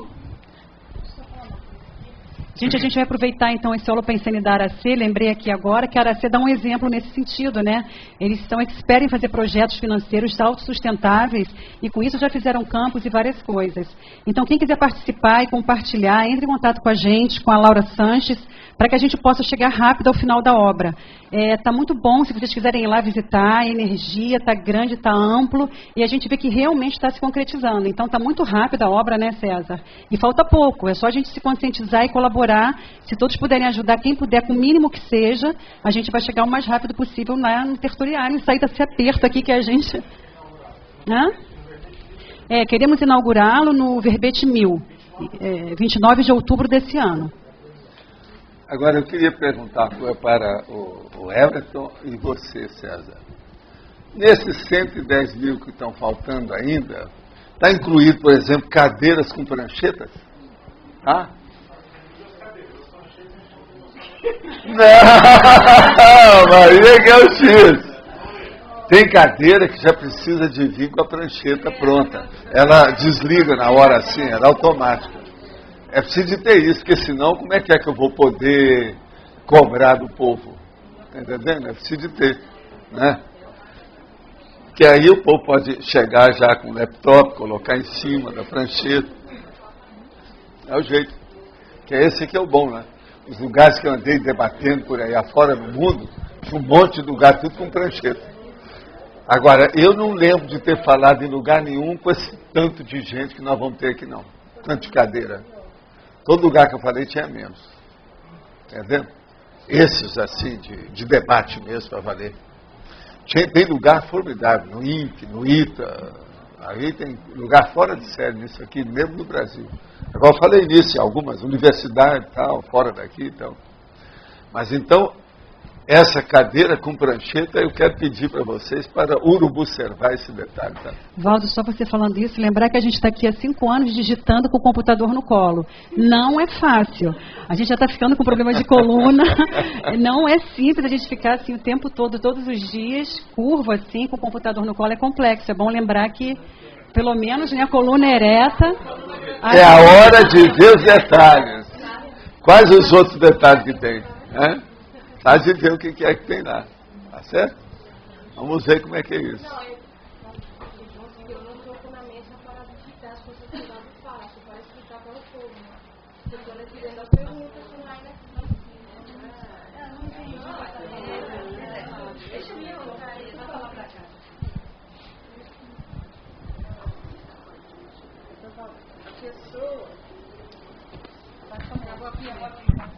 A pessoa só fica danada da vida com o erro alheio quando ela cavou a vitimização, não é? Porque se a outra pessoa cometeu um erro com ela e ela não cavou, não deveria ficar danada da vida, né?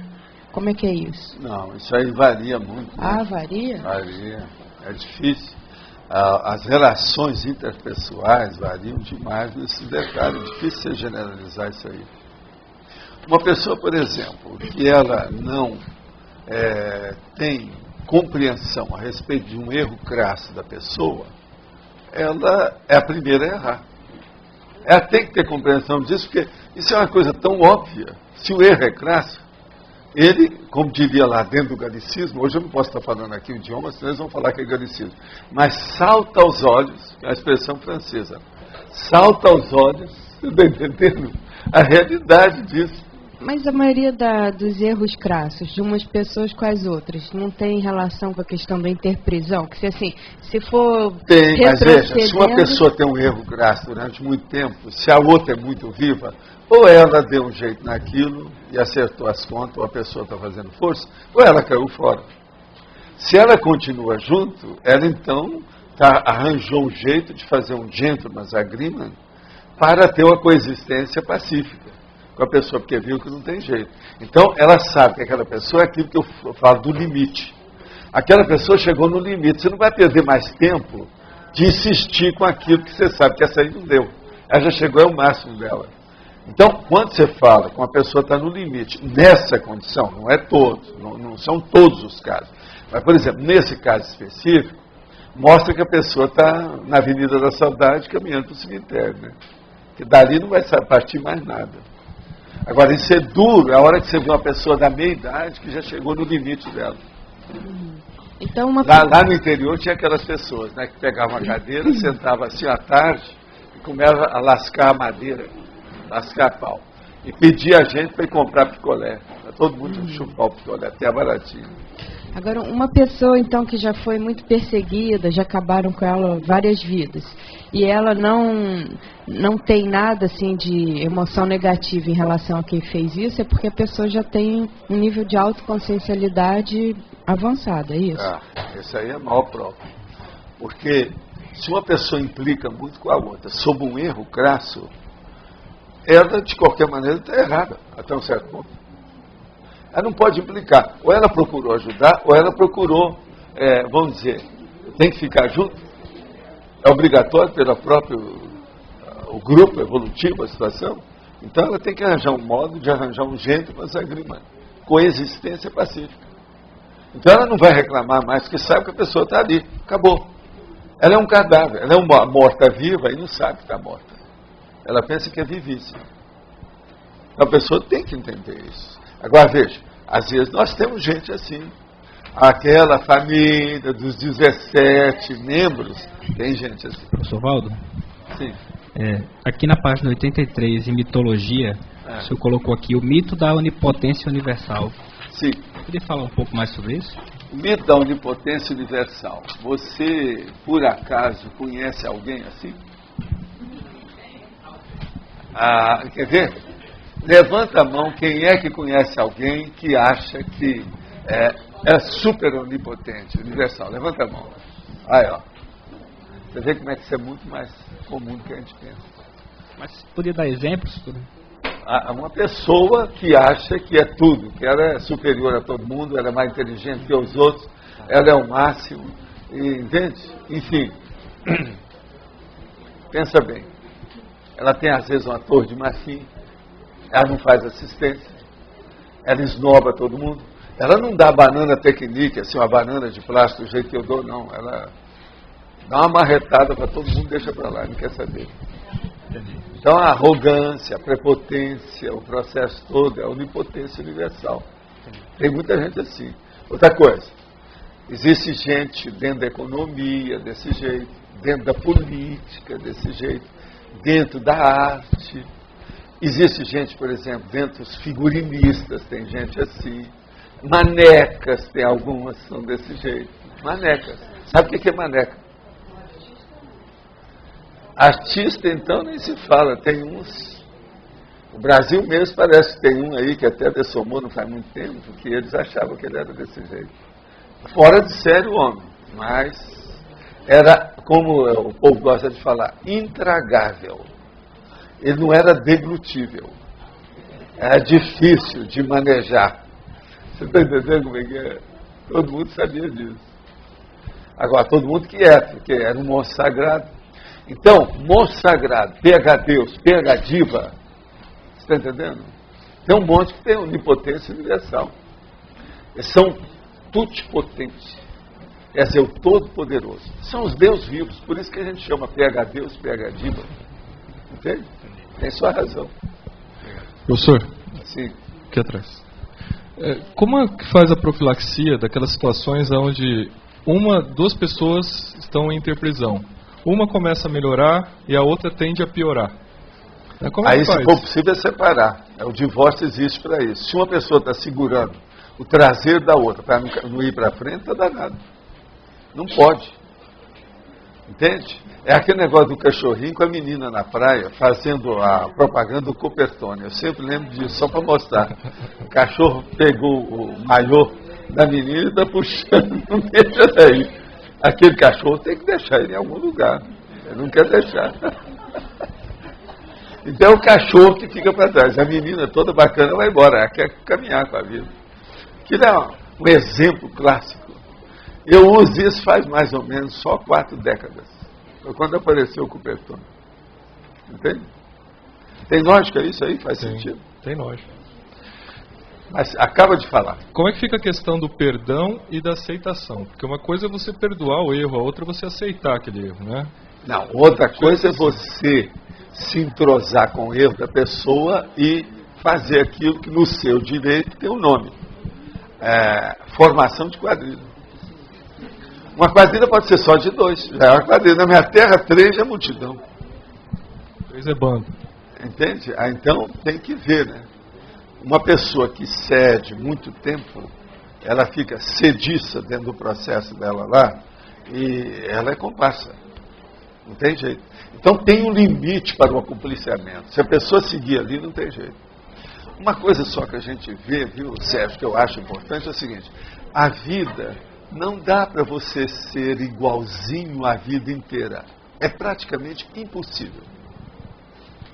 A renovação nessa vida, esse negócio aqui, essa escola, é muito bem feito. Ela exige renovação praticamente o tempo todo. Se você chegou com uma pessoa e viu que ela está do mesmo jeito, depois de 20 anos, isso é o cara que chegou no meu escritório. Ele foi embora, foi lá para o MIT, nos Estados Unidos, aquele negócio. Então chegou lá em Ipanema, quando chegou, eu recebi ele no meu escritório do mesmo jeito. Falei assim, vamos, quando eu saí daqui, você estava assim. Quando eu chego, você está do mesmo jeito. Eu falei assim, não estou do mesmo jeito. Depois você foi embora, eu já publiquei um livro, já fiz tantas viagens, tantas palestras, já passei mais de 1000 eventos que eu participei. E mostrei para ele uma relação. Isso faz muitos anos. Você está entendendo? Assim, as aparências enganam. Não adiantou nada você ir lá para o MIT, chegou com essa falta de visão, você está um cego. Que é isso? Aí o cara parou para pensar e foi olhar. Falei, então, me mostra tudo que você andou fazendo nesse período. Aí eu fui mostrar para ele, mas não é possível. Não, você não lembra de ter isso aqui, ó. Antes de você ir, eu não tinha feito isso. Aqui, veja bem, ó. Então veja, as aparências enganam, mas agora, a renovação, ela faz parte do serviço. Agora, a renovação mais difícil que tem é aquela da rotina útil. Aí a pessoa entrar dentro, olha lá, ó, Cupertone, ela arranjou ali, ó. Olha lá, gente, olha lá. Tá vendo? Agora, esse cachorrinho, qual é a raça dele, você sabe? Para mim é o terrier, alguma coisa. Mas, ó, aí, ó, dá lá, sobe lá pro Sérgio ver o que é, que aí ele tem uma ideia. A imagem é perfeita. Olha lá, está começando a tirar a calcinha da criança. Isso aí é clássico. Durante muitos anos eles usaram isso aí do Cupertone. Como é fazer ciência analisando e avaliando a vida dos outros? Olha, é só estudar o curso de conscienciometria. Quando é que vai ter?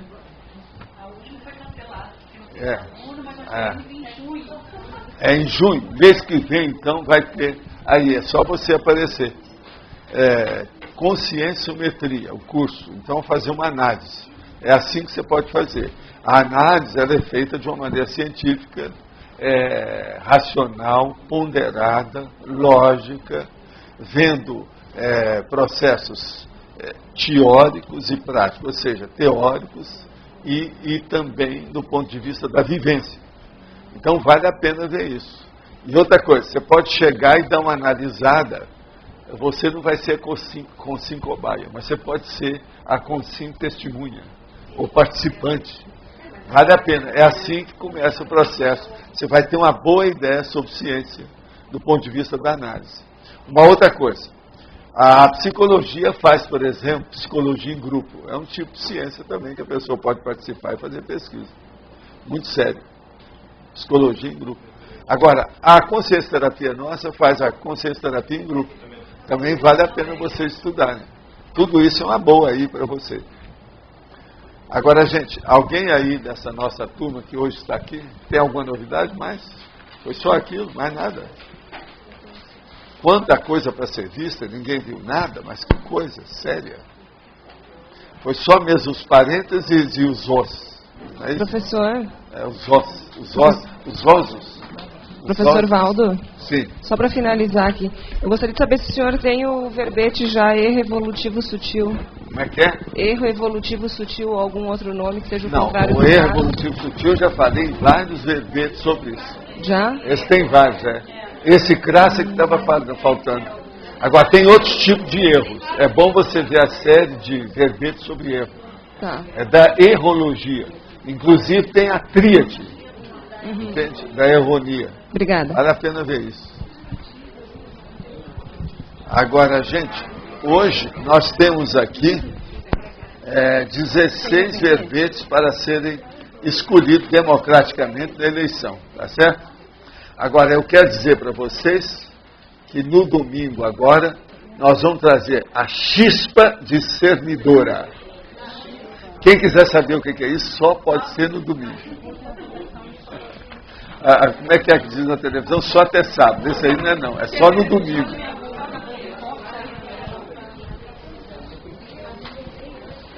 Todo mundo tem papel já? A gente pede que vocês recortem. Tem papel ali, ó, por favor. Dividiram aí? Depois nós teremos um recado, nós pediríamos que vocês esperassem, tá? Que a gente vai ter um evento especial para vocês amanhã. Tá passando aí? Todo mundo com papel já? Bom, verbetes novos.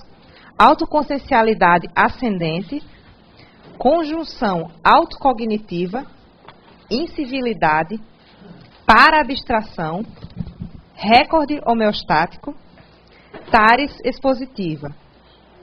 Verbetes antigos: curiosologia, década, localização, operação, palavra-chave, prerrogativa, primo-oponente, referência, taxologia da segurança e usabilidade.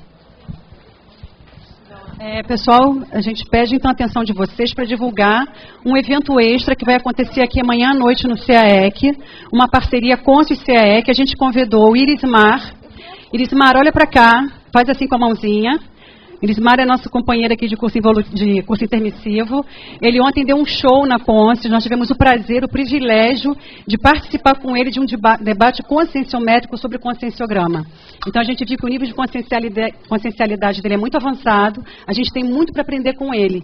Então nós convidamos o Irismar para amanhã à noite dar uma palestra aqui com a gente, um bate-papo, uma entrevista conosco na sala, no auditório da Holoteca, às 7h30 da noite. Vai ser 1h30, que nós vamos ter de tempo para conversar com ele. Vai estar participando eu e o professor Sandro, aqui do CAEC. E quem então quiser participar, é gratuito, não paga nada, tá? Ele é uma pessoa de conteúdo, não é uma pessoa de forma. Falou muito de autoconscienciometria, que ele vem fazendo há muito tempo, inclusive fora do corpo, tá? Então, o Elismar tem muito para passar para a gente. Quem quiser compartilhar e aproveitar a oportunidade, amanhã à noite no CAEC, às 19h30. Tá ok? Obrigada. Vocês não devem ficar inibidos com eles, não, ó. Manda madeira em cima, pergunta tudo. Com relação aos cursos da Consciência, eu vou trazer as datas do Consim Cobaia, que vai acontecer no mês de junho, e o Introdução à Conscienciometria também. Eu trarei as informações das datas no final de semana. Só um minutinho que está fazendo a leitura da votação.